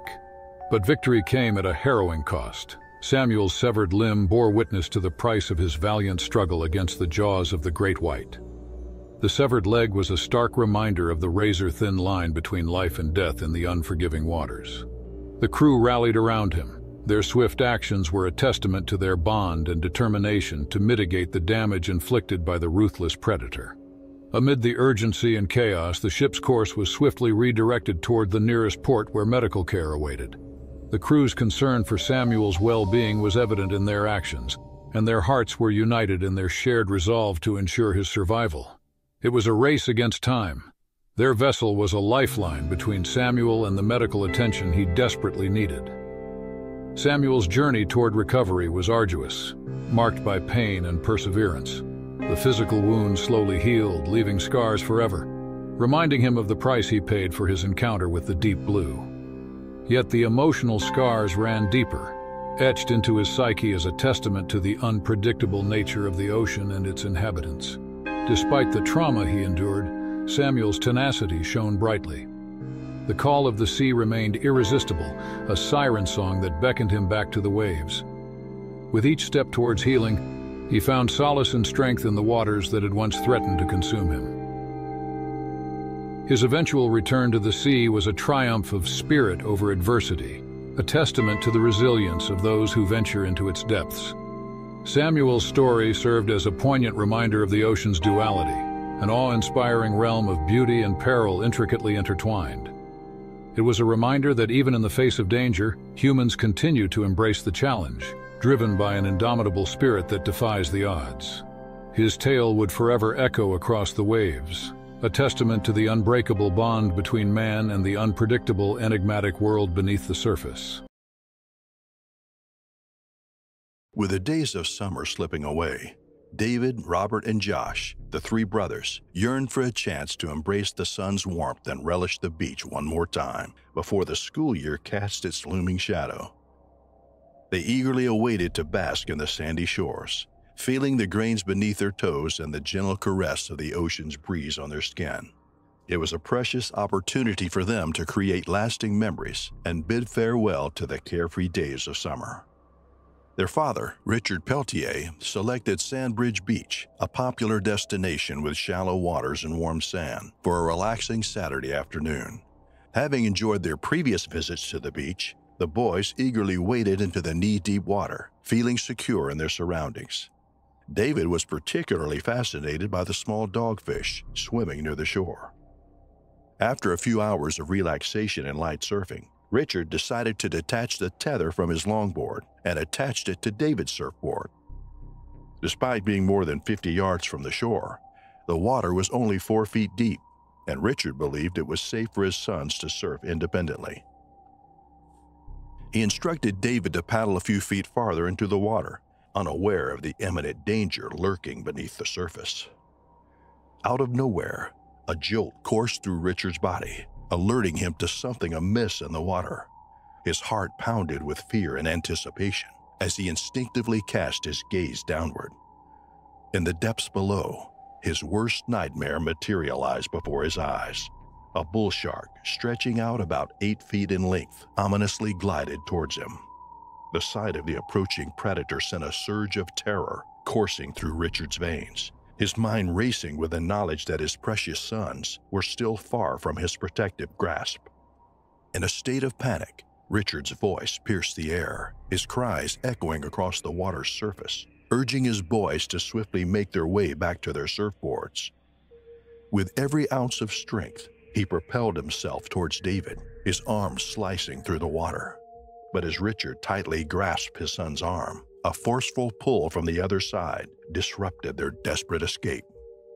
A chilling cry of agony erupted from David's lips as the merciless jaws of the shark clamped down on his thigh, the predator relentlessly attempting to drag him deeper into the treacherous depths of the water. As the gravity of the situation dawned upon him, Richard was thrust into a harrowing battle, caught in a desperate tug of war with the unyielding predator that clung tenaciously to its prey. With each ferocious shake of its head, the monstrous shark aimed to rip away a piece of the defenseless young boy, its movements filled with primal aggression and a ruthless hunger. As Richard struggled to maintain his grip on David's arm, the realization struck him with a heavy blow. He had to go to extreme lengths to save his beloved son, even if it meant sacrificing his own life. With immense courage, he positioned his trembling right hand beneath the razor-sharp jaws of the shark, desperately attempting to pry them open and free David from its relentless grip. However, the relentless predator retaliated with even greater strength, sinking its formidable teeth deep into David's flesh and severing his entire leg with a sickening snap. The horrifying sight was etched into Richard's memory, an image of unimaginable pain and sacrifice. Fueled by an unwavering determination to shield his son from further harm, Richard unleashed a barrage of forceful strikes, delivering powerful blows to the shark's head and even daring to punch its menacing eyes. The predator, momentarily taken aback by the unexpected assault, hastily retreated into the ocean's murky depths, granting Richard a momentary respite. With his heart pounding and adrenaline coursing through his veins, Richard quickly regained his composure, his gaze shifting to the devastating wounds inflicted upon David by the relentless shark's merciless assault. David's life hung in the balance as he bled profusely. Richard, summoning all of his strength, lifted his son onto his shoulders and began the perilous journey back to the shore. The 50 yards that separated them from safety felt like an eternity, with the constant fear of the shark returning to claim its prey. As beachgoers observed the unfolding tragedy, rescuers rushed to the scene. Exhausted and traumatized, Richard finally reached the solid ground of the beach, where he spotted his other two sons crying and screaming for their brother. David, now unconscious and rapidly losing blood, desperately needed immediate medical attention. Emergency services arrived swiftly, and David was swiftly transported to the hospital in a desperate attempt to save his life. Despite the valiant efforts of the medical professionals, David succumbed to the severe blood loss and injuries inflicted by the shark. The incident sent shockwaves through the nation, reigniting deep-seated fears regarding shark attacks. The beach was temporarily closed, but it was eventually reopened after thorough surveillance and investigation. Initial reports suggested that the responsible shark belonged to the sandbar species. Still, subsequent analysis identified it as a bull shark, a highly aggressive species known for its preference for shallow waters. The tragedy haunted Richard for years to come. The memory of his son's horrific death brought him to tears whenever he thought about that fateful day. The story serves as a poignant reminder of the risk associated with entering the domain of these powerful predators, for whom humans are merely a meal, often resulting in tragic consequences. Hanging Beach, California, was known for its serene beauty, the perfect spot for a family day at the shore. On this particular summer day, the sun hung high in the sky, casting shimmering ripples on the cerulean waters. The Turner family, composed of Mark, his wife Sarah, and their two children, Emma and Ethan, couldn't have picked a better day to enjoy the waves. An experienced surfer, Mark was excited to share his passion with his family. He had just caught a magnificent wave when the unthinkable happened. A great white shark, its dorsal fin slicing through the water like a knife, surged up from below, its massive jaws clamping down on Mark's surfboard. The impact sent Mark tumbling into the water. Mark's world fell into black as the salty ocean swallowed him. His leg burned with pain, and he could feel the shark's strong jaws ripping through his surfboard just inches away. Despite the panic coursing through him, his survival instincts took over. He struggled to release his leg from the board's debris, while blood stained the water around him. From the shore, Sarah, Emma, and Ethan were terrified to watch their happy day suddenly become a nightmare. The breaking waves drowned out Mark's calls for aid, but his family had witnessed the awful attack and understood they needed to move quickly. While crying, Sarah called the Coast Guard security force. Mark struggled to keep afloat as the minutes passed, his hurt leg stinging. Even though he could no longer see the shark, he knew it was still around. He had to come up with a plan right away. He gathered the last of his strength and assessed the situation. The ocean surrounded him in an infinite circle, with the shoreline seeming like a far-off dot. Mark knew he needed to keep his cool and use less energy. He was getting farther away from the shark's first striking area with each stroke. His thoughts raced as he tried to recall the fundamental survival skills he had previously mastered. The Turner family was in agony on the beach, waiting for the authorities to respond. The dispatcher assured Sarah that help was coming, but each passing second felt like an eternity. Thanks to his sheer willpower, Mark had created a temporary tourniquet out of a piece of his surfboard leash. Although it stopped the blood in his leg, he knew he couldn't continue to float. His attention turned to his family as he kept swimming toward the far shoreline. He had to live to protect them. Time went on, and Mark's strength waned. His limbs felt like lead, and his vision blurred. Desperation clawed at him. Suddenly, the shadow of the great white shark reappeared beneath him. It circled, its dead eyes fixated on him, its presence a chilling reminder of his peril. Mark cried underwater in a frantic guttural scream reverberating through the waves. It was his only weapon against the unrelenting predator, and he hoped his family on the coast would hear. The shark turned away after being briefly spooked. At Hanging Beach, the emergency response team had already arrived, and Sarah, Emma, and Ethan pointed them toward the area where Mark had last been seen. As they observed the rescuers board a boat and set off, they experienced both hope and horror. The shark's circling grew more erratic as Mark continued to swim toward the shore. It seemed increasingly frustrated by its inability to close in for the kill. Mark's vision dimmed, and his limbs ached beyond endurance. Just when he felt he could go on no longer, a powerful engine voice from a rescue boat cut through the air. When the rescuers saw Mark's writhing form, they quickly hauled him aboard. They had arrived on schedule. Mark's family watched in exhilaration as he was carried back to the shore alive despite having a pale face and a broken leg. The great white shark was stopped in its pursuit and vanished into the depths, leaving the Turner family with eerie memories of its disappearance. After being transported to the hospital, Mark underwent surgery and started the protracted road to recovery. The Turner family still bears the mental and physical scars of the ordeal. They had seen firsthand the tremendous force of nature and the grit of a man fighting to survive. The boundary between life and death had been marked in the sand at Hanging Beach, which had formerly stood for tranquility. As Mark lay in his hospital bed, he found solace that he had returned to his family. Their bond had deepened, and they knew they were stronger together despite the horrors they had faced. The great white shark had left its mark, but had not taken their hope or love. Melissa's colleagues at the marketing firm had often wondered if she was a machine. Her unparalleled work ethic, unrelenting passion, and unwavering commitment had earned her the reputation of being the hardest worker in the company. Her persistence and determination had finally paid off when she received a promotion, but it was not enough to keep her from feeling burnout. As the hustle and bustle of the city began to take its toll on her, Melissa craved an escape to a place where she could find solace and rejuvenation. She decided to take her whole family to the island of Maui in Hawaii, a place known for its idyllic beaches and tranquil waters.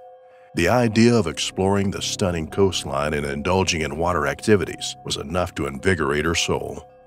Melissa's family was a diverse and dynamic group, with each member having their own unique traits and personalities. Her parents, who had retired after years of hard work, were a happy couple, enjoying the peace and serenity that life after work provided. Melissa's younger brother, on the other hand, was a self-proclaimed daredevil, always seeking new adventures and taking risks that most would avoid. Her younger sister was the baby of the family, looking up to Melissa as an inspiration and role model. She was eager to follow in her big sister's footsteps, always watching her every move and admiring her accomplishments with an air of awe and wonder. Despite their differences, the family loved and supported each other, ready to face any challenge that came their way. The island of Maui was a tropical haven that welcomed Melissa's family with open arms. The turquoise waters glimmered in the sunlight, and the white sandy beaches stretched for miles, inviting them to explore. The constant murmur of the waves crashing against the shore provided a soothing soundtrack to their adventures, while the soft sand tickled their toes. But beneath the idyllic scenery lay a world of danger, and it was only a matter of time before they would find themselves entangled in its grasp. As the sun began to set, Melissa and her family sat down at a beachside bar to enjoy a drink and soak up the island's ambiance. A friendly local overheard their conversation and offered a suggestion that would change their vacation forever. The local recommended that they explore the Molokini crater, a dormant undersea volcanic crater. Intrigued, Melissa and her family eagerly inquired for more details about the location. The local described it as a magnificent wonder of nature, with an abundance of marine life and underwater caves waiting to be explored. As the group imagined themselves diving into the clear blue water of the crater, they felt a sense of excitement and apprehension. They had never attempted anything like this before, and the unknown dangers lurking beneath the surface added to the thrill. The idea of venturing into a crater formed by a volcano that had been active in the past made their hearts race. Despite their hesitation, they decided to take the plunge and embark on this new adventure. On the day of the dive, the family was bubbling with excitement as they strapped on their diving gear and jumped into the cool, clear water surrounding Molokini crater. The vibrant colors of the coral reef below were mesmerizing, and the family couldn't help but feel a sense of wonder and awe at the otherworldly beauty before them. Schools of brightly colored fish swam around them, while majestic sea turtles glided gracefully by. The eerie silence of the underwater world only added to the sense of mystery and adventure that Melissa and her family felt. But as they delved deeper into the crater, a feeling of unease began to settle in the pit of their stomachs. However, while swimming, Melissa noticed a group of large shadows lurking in the murky waters. Curious, she used her underwater flashlight to shine a light on the shadows. Melissa was petrified to see a pack of tiger sharks stalking the murky waters. In a panic, Melissa swam to the surface and alerted her whole family. The family were in a frenzy, thrashing relentlessly with their efforts to reach the safety of the waiting boat. The chaos caught the attention of the sharks. The pack of sharks swam towards the commotion. Realizing that there's prey in the water, the predators went on a feeding frenzy. The rest of the family were almost upon the boat, but Melissa was not so lucky. In a matter of seconds, she was surrounded and circled around by a pack of hungry tiger sharks. Melissa could see the fins of 5 sharks circling around her. She tried to swim away as fast as she could, but the sharks were faster. Suddenly, one of the predators lunged at her, biting Melissa's left leg. Melissa screamed in agony as she felt the shark's razor-sharp teeth tear her flesh. The water around them was crimson red with Melissa's blood mixing with the salt water. The smell of the blood in the water crazed the other sharks, who were overcome with their primal instincts and hunger. The other sharks started attacking Melissa, who was helpless against the might of the predatory beast of the sea. As the first shark latched onto Melissa's leg, tossing her around like a rag doll in the water, one shark latched onto Melissa's arm. Suddenly, in a bone-crunching bite, both sharks bit off Melissa's limbs. Melissa couldn't even scream, as another shark bit off her head. The sharks continued their harrowing attack. Some sharks began ripping the other limbs, while one bit on Melissa's torso, dragging her mangled, lifeless body to the depths of the ocean. Melissa's family could only watch in horror as this pack of tiger sharks ripped her apart. The Coast Guard responded to the distress call of the guide, but it was no use. After several days of search, no part of Melissa was found. Her family was left with the emotional scar of watching their beloved Melissa devoured by the primal predators of the sea. On a chilly morning in December 1981, Louis Archer Boren, an adventurous surfer with curly hair, awoke with excitement in his heart. He had heard about the storm swell caused by the cold weather, and he couldn't resist the temptation to surf the massive waves it had churned up. After a hearty breakfast and heartfelt goodbyes to his parents, Louis carefully strapped his vibrant yellow surfboard with black borders onto the roof rack of his car. It was his trusted companion, ready to brave the wild waters with him. With focused determination, he drove toward South Moss Beach, California, where rumors spoke of 15-foot-high waves crashing onto the shore. As Louis arrived at the beach, the sky was covered with thick gray clouds, and the wind howled relentlessly. These terrible weather conditions didn't deter him. They only fueled his sense of adventure. With a quick glance at the towering waves, he knew it would be a challenging yet thrilling day on the water. Meeting up with his friend, they both geared up for their daring escapade. Clad in wetsuits, they embraced the chill, fully prepared to face the elements head-on. They waded into the frigid waters, the salty air filling their lungs with exhilaration. Together they paddled out, conquering wave after wave, a dance with the untamed ocean. Their laughter echoed through the gusty wind as they rode the water surges, their spirits soaring with each successful ride. Time seemed to lose its meaning as they lost themselves in the sheer joy of the moment. But as the clock struck 2 in the afternoon, Louis's friend decided to call it a day. The waves had exhausted him, and he bid farewell to Louis, leaving him alone for his final session. Unaware of the lurking danger beneath the surface, Louis paddled back into the water, his heart still yearning for another taste of the adrenaline rush. Little did he know that a colossal great white shark, measuring an astonishing 23 feet and weighing 2 tons, had its sights on him. Louis propelled himself through the water, his arms cutting through the chilly depths like sleek blades. Unbeknownst to him, a sinister presence lurked beneath, a shadowy figure mirroring his every movement. Like a lightning bolt, the colossal great white shark suddenly sprang into action. With unimaginable speed, the predator launched itself towards its unsuspecting prey. Its massive body surged through the water, propelled by raw power.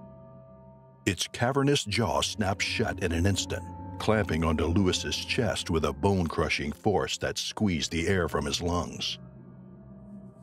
The impact was jarring, a shocking assault that sent pain coursing through Louis's body. The grip of the great white was unyielding, its razor-sharp teeth sinking deep into his flesh. In that harrowing moment, time seemed to stand still as Louis fought to comprehend the magnitude of his danger.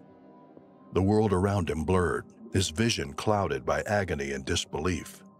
Every instinct within Louis screamed for survival, compelling him to break free from the shark's merciless grip.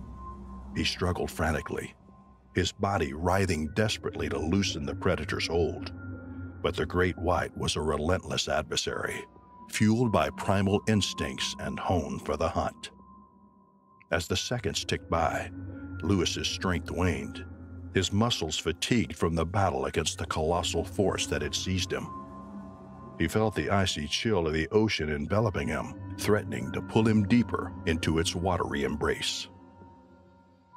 With each passing moment, his breath grew shallower, his life force slipping away. In the heart of the vast ocean, Louis's fight came to an end. The world faded around him, his consciousness fading into the murky depths along with his hopes and dreams. The haunting silence of the ocean swallowed his final gasp, leaving behind only the echoes of a life cut short by a ruthless predator. 2 surfers stumbled upon Louis's surfboard the following day, a testament to the horrifying events unfolding. Recognizing the urgency, they quickly reported their discovery to the authorities, setting in motion a search for the missing surfer. Lewis's remains were found in a secluded cove north of Spanish Bay, in a heart-wrenching turn. An autopsy revealed the brutal trauma inflicted by a shark bite, leaving no doubt that he had fallen victim to a ferocious predator. The experts marveled at the enormity of the great white shark responsible, estimating it to be the largest ever documented. Yet, like a ghost vanishing into the night, the shark disappeared without a trace, leaving only a tragic and mysterious tale behind. It served as a chilling reminder of nature's immense power over humanity. The incident prompted reflection on the importance of caution and respect when venturing into the ocean, where even the most skilled and daring could fall prey to the forces that dwell beneath the surface. In the enchanting waters off Florida's Gulf Coast near St. Petersburg, the year was 2002, and a group of adventurous souls set sail on a journey of excitement and celebration. Among them was Natalie Branda, a vivacious 26-year-old passionate about the sea. They boarded the boat, their laughter mingling with the ocean breeze as they embarked on a day of joy to commemorate her friend's birthday. Natalie's heart swelled with happiness as she gazed at the sparkling horizon. The allure of the ocean had always held a special place in her heart, and she relished every opportunity to immerse herself in its splendor. The salty air filled her lungs, invigorating her spirit as she anticipated the adventures awaited her. The sun, a radiant ball of fire, began its descent, painting the sky with hues of pink and orange. But unbeknownst to Natalie and her friends, the ocean's mood was about to change drastically. But fate had something else in store for Natalie that day. As the sun kissed the horizon, the atmosphere changed. The serene seascape transformed into a treacherous domain as a shadow lurked beneath the surface. Without warning, a powerful force yanked Natalie underwater. Panic took hold of her as she felt the vice-like grip of death closing in. A massive great white shark had targeted her. Her heart pounded in her ears and her limbs flailed wildly as she fought for her life. The shark's eyes were like lifeless orbs, its rows of teeth gleaming with deadly intent. Its powerful jaws were relentless, pulling her deeper into the dark abyss. Natalie tried to break free, gasping for air, but the predator's strength was overwhelming. She could feel the crushing pressure on her body as the shark tightened its grip. Above the surface, Natalie's friends were oblivious to the peril that had befallen their dear companion. They continued to laugh and splash, unaware of the unfolding tragedy beneath them. As the light above dimmed, Natalie's world became a battleground between life and death. Her lungs burned for air, and she fought to keep the darkness at bay. The ocean had turned from a place of joy to a realm of terror. Time seemed to warp and slow as Natalie's life flashed before her eyes. Every second felt like an eternity as she grappled with the primal fear of becoming prey to one of the ocean's most formidable creatures. In the distance, she could hear faint screams and cries for help, but the water swallowed the sounds, leaving her isolated in her struggle. Her vision blurred and she could see the shark's enormous form, its razor-sharp teeth inches away from her. The predator's cold, lifeless eyes bore into hers, and Natalie knew that this was a fight for survival, where the victor would determine her fate. In a surge of desperate energy, she mustered all her strength and delivered a powerful kick to the shark's nose. The predator recoiled for a moment, giving Natalie a brief respite. She seized the opportunity, pushing herself upward with all her might. She broke the surface with a burst of speed, gasping for breath. The air was a precious gift as she fought to stay afloat. Her friends on the boat had finally realized the horror beneath the waves and were calling for help. Natalie's body throbbed with pain, but adrenaline coursed through her veins, fueling her determination to survive. She kicked and paddled toward the boat, her heart racing as she fought against exhaustion and fear. Finally, Natalie managed to break free, and her body propelled upwards like a cork. Gasping for air, she frantically swam towards the boat. The water around her was stained crimson, serving as a haunting reminder of the raw power and danger of the ocean. Back on the boat, her friends were in shock. The bite wound on her thigh was extensive, a ghastly sight from her bottom to her belly button. Allie, one of Natalie's closest friends, applied pressure to the wound, her hands trembling. Calling for help, they raced back to the dock, urgency and fear propelling them forward. Natalie's heart pounded with every beat, from the pain and the overwhelming realization that she had come face to face with the ocean's most formidable predator. At the dock, emergency services were ready to receive Natalie. As they rushed her to the hospital, she clung to life, the trauma etched into her memory forever. The shark attack had left its mark on her body and soul. Natalie underwent surgery and 14 stitches sealed the gaping wound. Her body would heal, but the emotional scars would linger far longer. The attack had shaken her to her core, altering her perception of the world beneath the waves. As news of the terrifying encounter spread, the entire coastal community felt a shiver of fear. Florida was renowned for its shark attacks, a reputation that made its waters alluring and perilous. The ocean held secrets and dangers that humbled even the bravest of souls. In the aftermath, Natalie grappled with her emotions. She loved the ocean, but now approached it with newfound caution. The once inviting waters now seemed like a dark abyss, concealing hidden threats. Her resolve to return to the water battled with her fear, leaving her torn between her love for the sea and the haunting memories of the shark's jaws. She knew she couldn't let fear dictate her life, but the ocean had proven to be an untamed force. With her friends by her side, she took tentative steps back into the water, determined to overcome her fear. The ocean had taught her respect, and she would embrace its wonders again, knowing that danger lurked but also understanding that beauty and awe awaited those who dared to venture. Her story became a testament to the delicate balance between humans and the wild. The ocean was a realm of beauty and peril, where respect and vigilance were the keys to survival. Her story echoed through the coastal town, a reminder that life teemed with wonder and peril beneath the tranquil waves. And as the waves crashed and retreated, Natalie Branda remained a symbol of courage and the unyielding spirit of those who faced the terror of the turquoise waters. On the serene and remote island of Solitude Cay, nestled in the heart of the Caribbean, a chilling incident unfolded on a fateful summer day. The island's breathtaking natural beauty masked the lurking danger beneath the sparkling waters. Solitude Cay was a well-kept secret, attracting families searching for a tranquil escape, much like the Thompsons, James, his wife Laura, and their adventurous teenage son Jake. They had chosen this secluded paradise for a dream vacation that would soon unravel into a heart-wrenching nightmare. Under the warm embrace of July 6, 2015, the Thompsons gathered on the pristine shoreline, ready to bask in the sun and embrace the waves.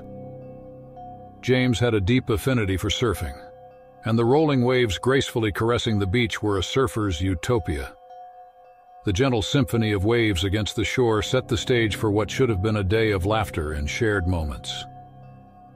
The Thompson family hails from a bustling city on the mainland, seeking a break from the urban chaos. Laura, a dedicated homemaker, yearned for a retreat to reconnect with her loved ones amidst nature's splendor. Jake, a charismatic teenager, was thrilled to embark on an adventure beyond his comfort zone, away from technology and school obligations. With their bags packed, the Thompsons flew to the nearby coastal town and took a small boat to Solitude Cay. The journey offered glimpses of pristine waters and untouched landscapes, igniting their excitement for the upcoming vacation. As they stepped onto the island, a sense of tranquility enveloped them. They settled into a charming beachfront villa, captivated by the serenity surrounding them. On that ill-fated morning, the Thompson family headed to the beach with high hopes for an unforgettable day. An experienced surfer, James was eager to share his passion with his son. Jake, inspired by his father's stories of riding waves, was thrilled to try surfing for the first time. More inclined to relax by the shore, Laura looked forward to capturing precious family moments. Little did they know their peaceful day in paradise would take a horrifying turn, forever altering their lives. As the family set up their spot on the beach, Jake's eyes were fixed on the waves in the distance. The turquoise waters beckoned to him, promising thrilling adventures beneath the surface.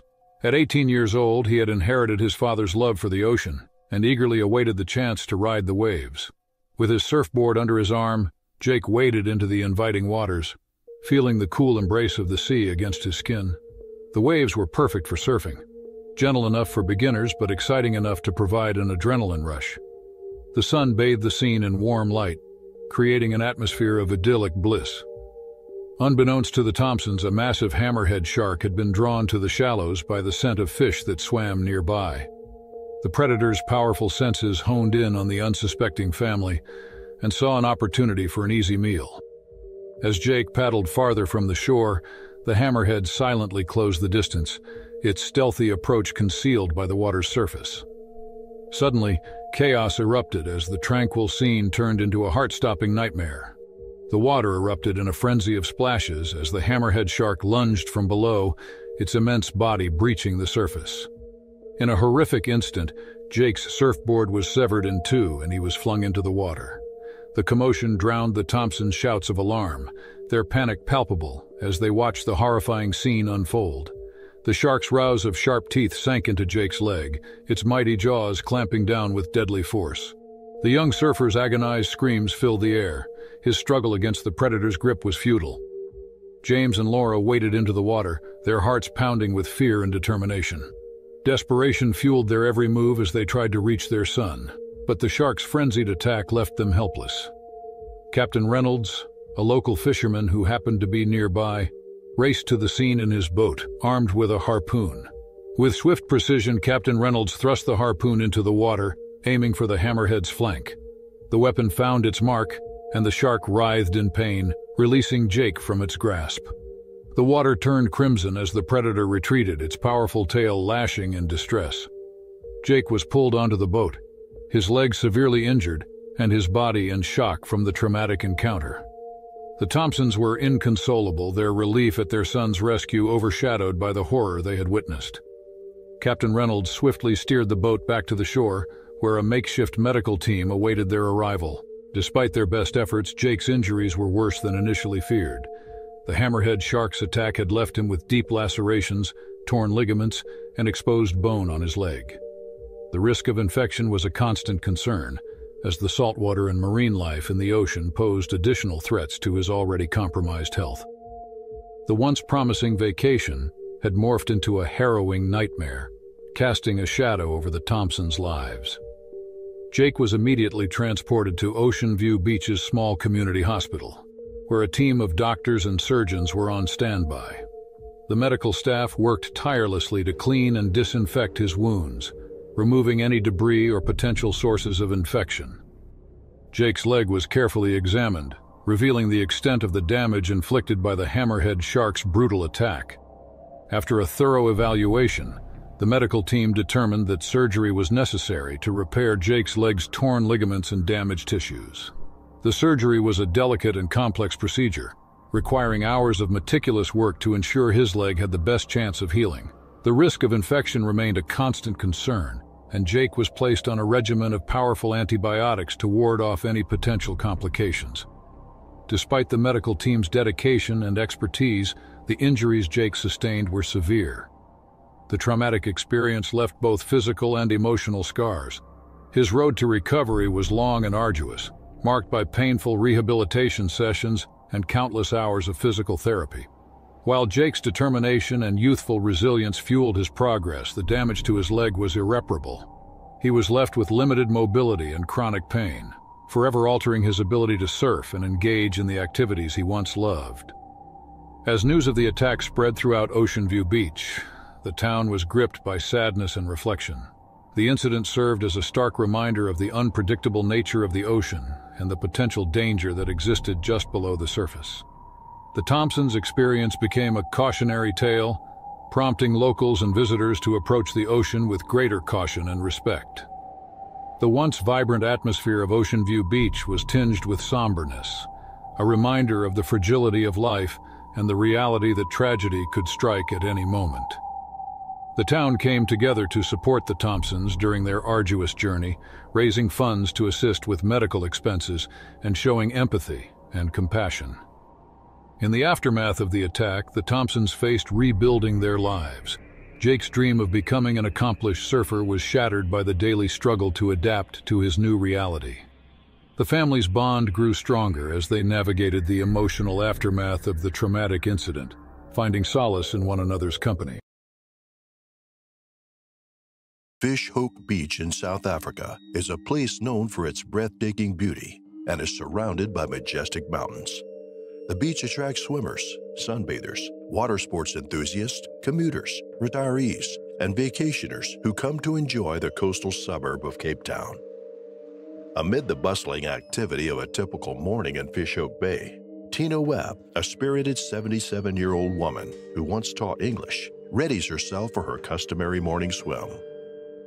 This ritual has become an integral part of her life, faithfully observed for 17 years. With unwavering dedication, she immerses herself into the inviting waters, their clarity revealing a glimpse of the hidden world beneath.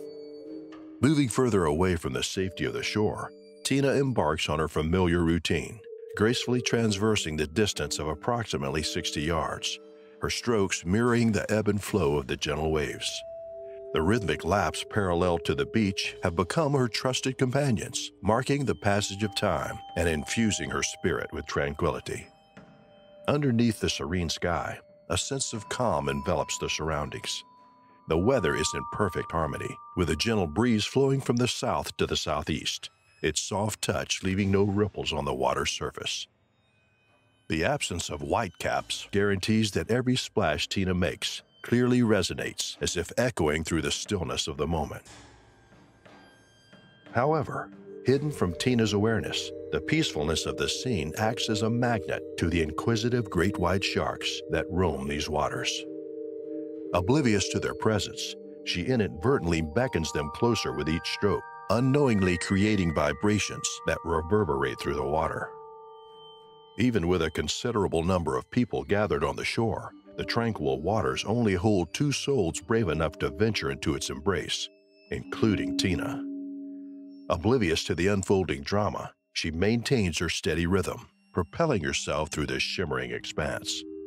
Then, without warning, a colossal fin pierces the surface, slicing through the water with unwavering purpose. It emerges approximately 25 yards from Tina, casting a shadow of unease upon the idyllic scene. Lost in her own world, Tina seamlessly transitions from a graceful backstroke to a fluid breaststroke, oblivious to the looming danger lurking in her path. Unbeknownst to her, fate has aligned the great white shark's trajectory with her own, placing them on an inevitable collision course. Tina's body freezes in terror in a split second as her eyes meet the formidable gray head and beady eyes of the colossal predator. The shark erupts violently from the water, shattering the calm surface and sending shockwaves of fear through Tina's entire being. Adrenaline courses through her veins, jolting her senses into overdrive. Frantically, she propels herself through the water, desperately attempting to escape the relentless pursuit of the shark. But as the reality sinks in, Tina realizes the grim truth. She is utterly defenseless against this predator's sheer size and power. Before a scream can escape her lips, the shark lunges forward with astonishing speed, reaching an alarming rate of approximately 100 yards per minute.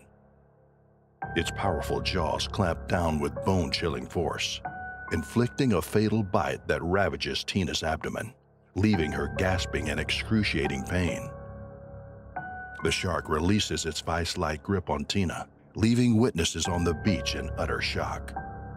As the water surrounding her transforms into a sinister shade of red, a chilling realization settles over the onlookers.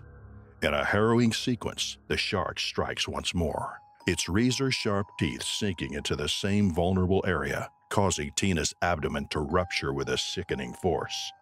A scene reminiscent of a horror movie unfolds before their horrified eyes as her intestines spill out, a grotesque display of carnage. With speed and precision that belies its massive size, the great white shark swiftly encircles Tina's lifeless form, almost as if it revels in the devastation it has wrought.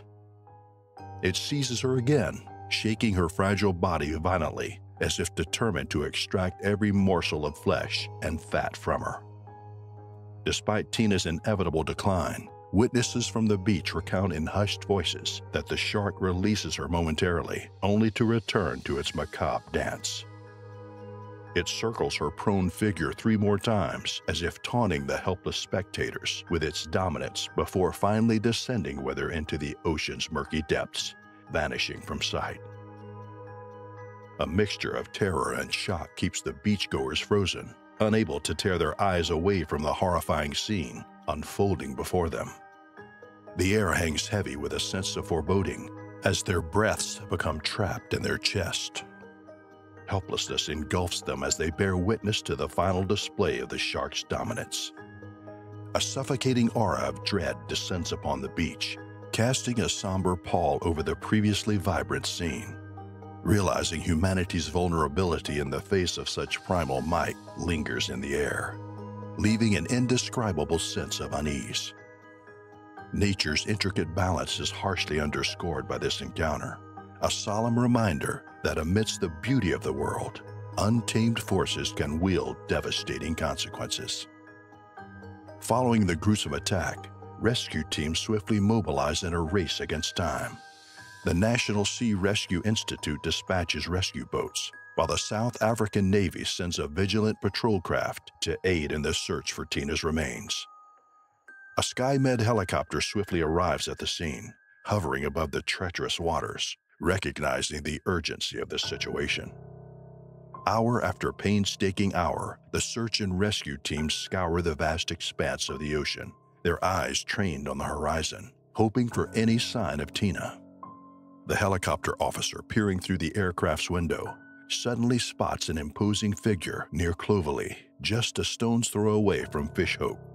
It's the unmistakable shape of the massive shark, an aquatic behemoth that defies imagination. The officer, shaken by the enormity of the predator, relays his observations, stating that the shark measures at least 20 feet in length. This astonishing size surpasses even that of the helicopter itself. Despite the search and rescue team's unwavering determination and tireless efforts, the shroud of despair descends upon them as they find no trace of Tina. The vastness of the ocean swallows her presence, leaving only a haunting void in its wake. Among the remnants of the turbulent scene, her red swimming cap floats silently, a melancholic symbol of the tragic encounter that unfolded beneath the unforgiving waves. September 1988 brought a perfect morning on the Delgon Beach in Australia. Cooper Max, a passionate surfer, and his wife, Sophie Max, decided to seize the opportunity to ride the waves on this idyllic day. The allure of the sea was irresistible, and they couldn't resist the ocean's call. Delgon Beach had a reputation for its surfable waves, particularly during September when the weather was ideal for surfing. The sun hung low on the horizon that day, casting a golden hue over the azure waters, promising an unforgettable adventure for Cooper and Sophie. Cooper and Sophie were eagerly awaiting the opportunity to smash the waves. The rhythmic sound of the sea and the aroma of salt water permeated the air at the beach.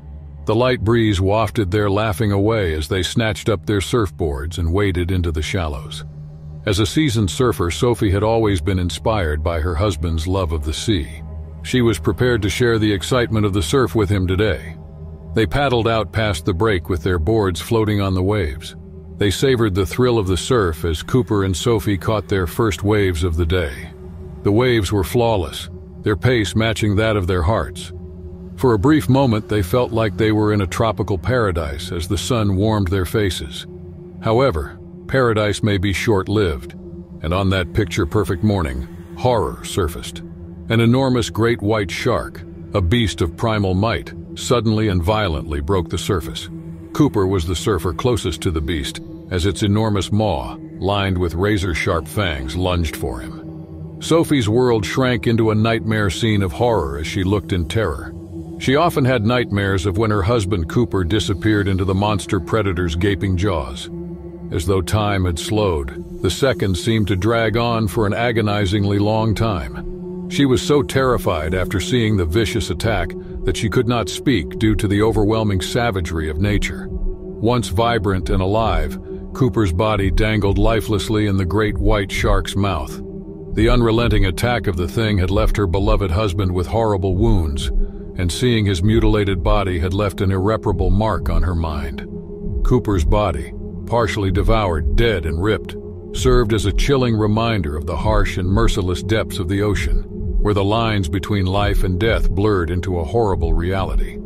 It was instinct that made Sophie realize she needed to take action. She paddled fiercely toward the shark, her only weapon a surfboard, with bravery born of desperation. She attempted to release her husband at all costs while deterring the predator. Blood from the gruesome attack swirled in the water around her. As Sophie drew up to the persistent beast, her heart thumped in her chest. She slapped her surfboard against the shark's back with all the force she could muster, attempting to catch its attention. The sudden resistance startled the great white shark, who momentarily retreated. It turned its lifeless, icy gaze on Sophie, who paddled as quickly as her shaky muscles would allow. She was aware that time was of the essence. Momentarily, the condition of her husband was getting worse. Cooper was taking his last breath. However, the shark was not to be taken lightly. It gave an intense flick of its tail and disappeared beneath the waves, leaving Sophie all by herself in the vastness of the open sea. Her husband's lifeless remains floating nearby was a gruesome reminder of the merciless depths. Sophie realized she had to act immediately despite her tears and sad heart.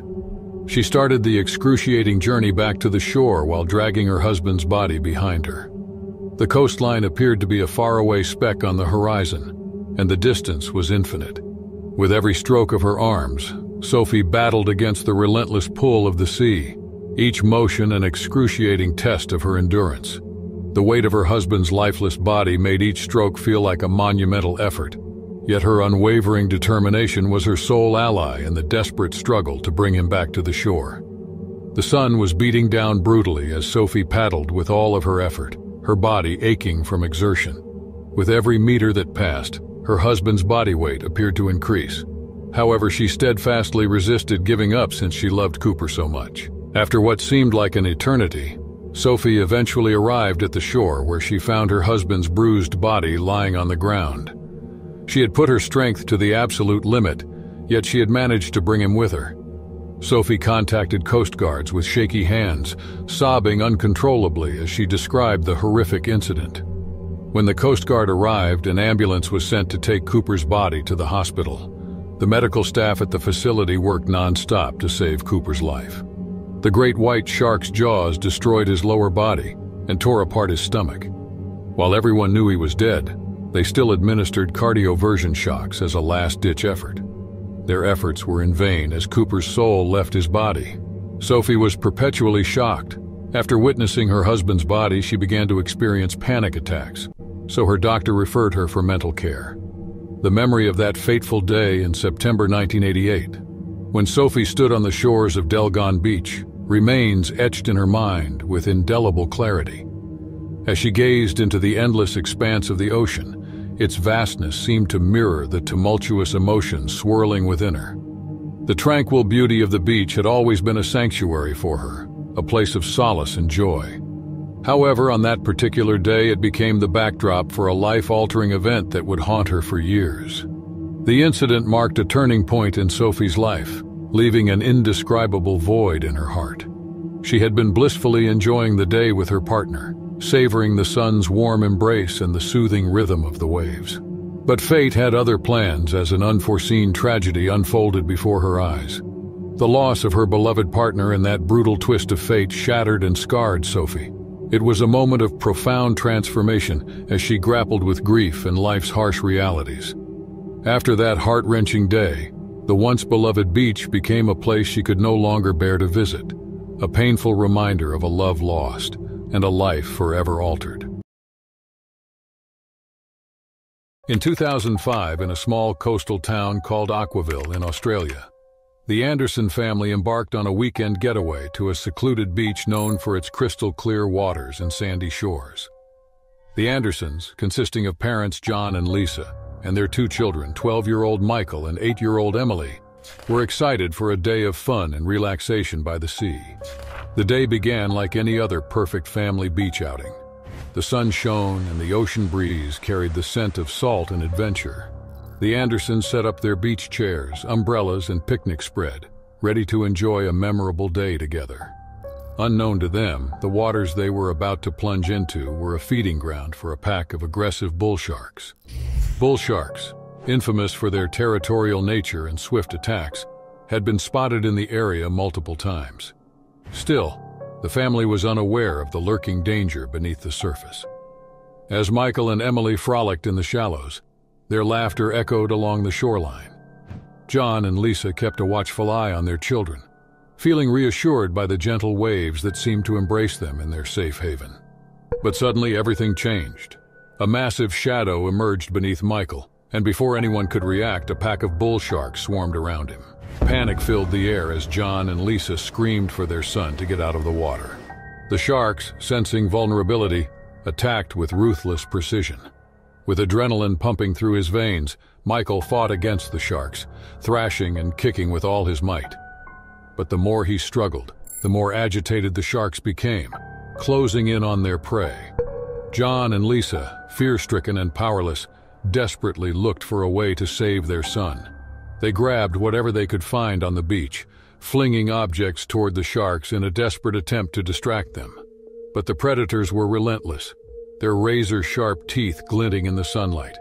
Michael's strength waned with each passing second, and he began to lose hope. He felt the sharks tearing at his legs, a searing pain shooting through his body. His cries for help were silenced by the waves crashing around him. In a desperate move, John ran into the water, ready to fight off the sharks with his bare hands. He screamed at the top of his lungs, praying for a miracle. Lisa held Emily close, shielding her from the horror unfolding before them. But when it seemed like all hope was lost, a brave figure emerged from the crowd of onlookers. A young lifeguard named Jake, trained in emergency water rescues, plunged into the surf, armed with a surfboard and a determination to save Michael. Jake skillfully maneuvered his way through the crashing waves, carefully timing his movements to avoid attracting the attention of the sharks. With a swift motion, he reached Michael and pulled him onto the surfboard. The sharks pursued them as they paddled towards the shore, their dark shadows lurking beneath the surface. Michael's body trembled with pain and fear, but Jake reassured him, promising to get him out of danger. With Michael on the surfboard, Jake knew they had to paddle with all their strength to outmaneuver the relentless sharks. The predators circled them, their dark, ominous shadows appearing just below the surface. Every movement they made seemed to draw the sharks closer. Jake skillfully guided the surfboard, carefully timing each stroke to keep them moving forward without attracting the attention of the sharks. His heart pounded in his chest, but he refused to let fear overtake him. He had been trained for this moment and was determined to get Michael safely to shore. The water around them churned with the force of the sharks' movements. Jake could feel the predators closing in, their powerful tails propelling them toward their prey. He shouted to the onlookers on the shore, instructing them to form a barrier with anything they could find to keep the sharks at bay. As they paddled, the sharks made their first attack. One of them lunged towards the surfboard, its jaws snapping shut just inches away from Michael's legs. Jake swung the surfboard, hitting the shark on its snout, and it veered away with a furious thrash. But the other sharks were undeterred. They circled closer, their cold, dead eyes fixed on their prey. With each passing moment, the sharks grew bolder, inching closer to the surfboard. Jake knew they had to keep moving, or they would be sitting ducks. He urged Michael to keep his arms and legs out of the water, hoping that would make them less enticing to the sharks. Michael clung to the surfboard, his knuckles white with fear, as he tried to suppress his cries of pain from his injured legs. John and Lisa, overwhelmed with relief, continued to throw objects toward the sharks, creating a makeshift barrier. With the help of other beachgoers, they formed a protective circle around Jake and Michael, deterring the sharks from making another attack. Finally, after an eternity, they reached the shallower waters near the shore. Jake and the others carried Michael to safety, where paramedics and first responders were waiting. After the harrowing ordeal, Michael was rushed to the hospital for immediate medical attention. Though he survived the attack, the physical and emotional scars would remain with him for a lifetime. The family's vacation turned into a nightmare, forever changing their perspective on the ocean's beauty and danger. After the harrowing experience, Michael and his family were forever grateful to Jake for his heroic actions. The incident was a stark reminder of the dangers lurking in the ocean and the bravery and selflessness of those who risk their lives to protect others. For Jake, the rescue was a defining moment in his lifeguarding career. He had faced the ferocity of nature and stared death in the face, yet he had emerged victorious. The experience made him even more determined to continue his mission of saving lives and keeping others safe from the perils of the sea. The small coastal town of Aquaville remained a picturesque destination for many. Still, the Andersons' story served as a reminder that even in paradise, danger could lurk below the surface. The incident sparked a renewed commitment to beach safety and shark awareness in the community. In the summer of 2005, on the beautiful shores of Sunhaven Beach, Australia, the Harris family gathered for their annual beach vacation. Mark Harris, an adventurous surfer, and his wife Sarah were looking forward to spending quality time with their two kids, Emma and Jack. The sun was shining and the waves were perfect for surfing. Little did they know that this vacation would turn into a terrifying and unforgettable ordeal. Sunhaven Beach had always been a favorite spot for the Harris family.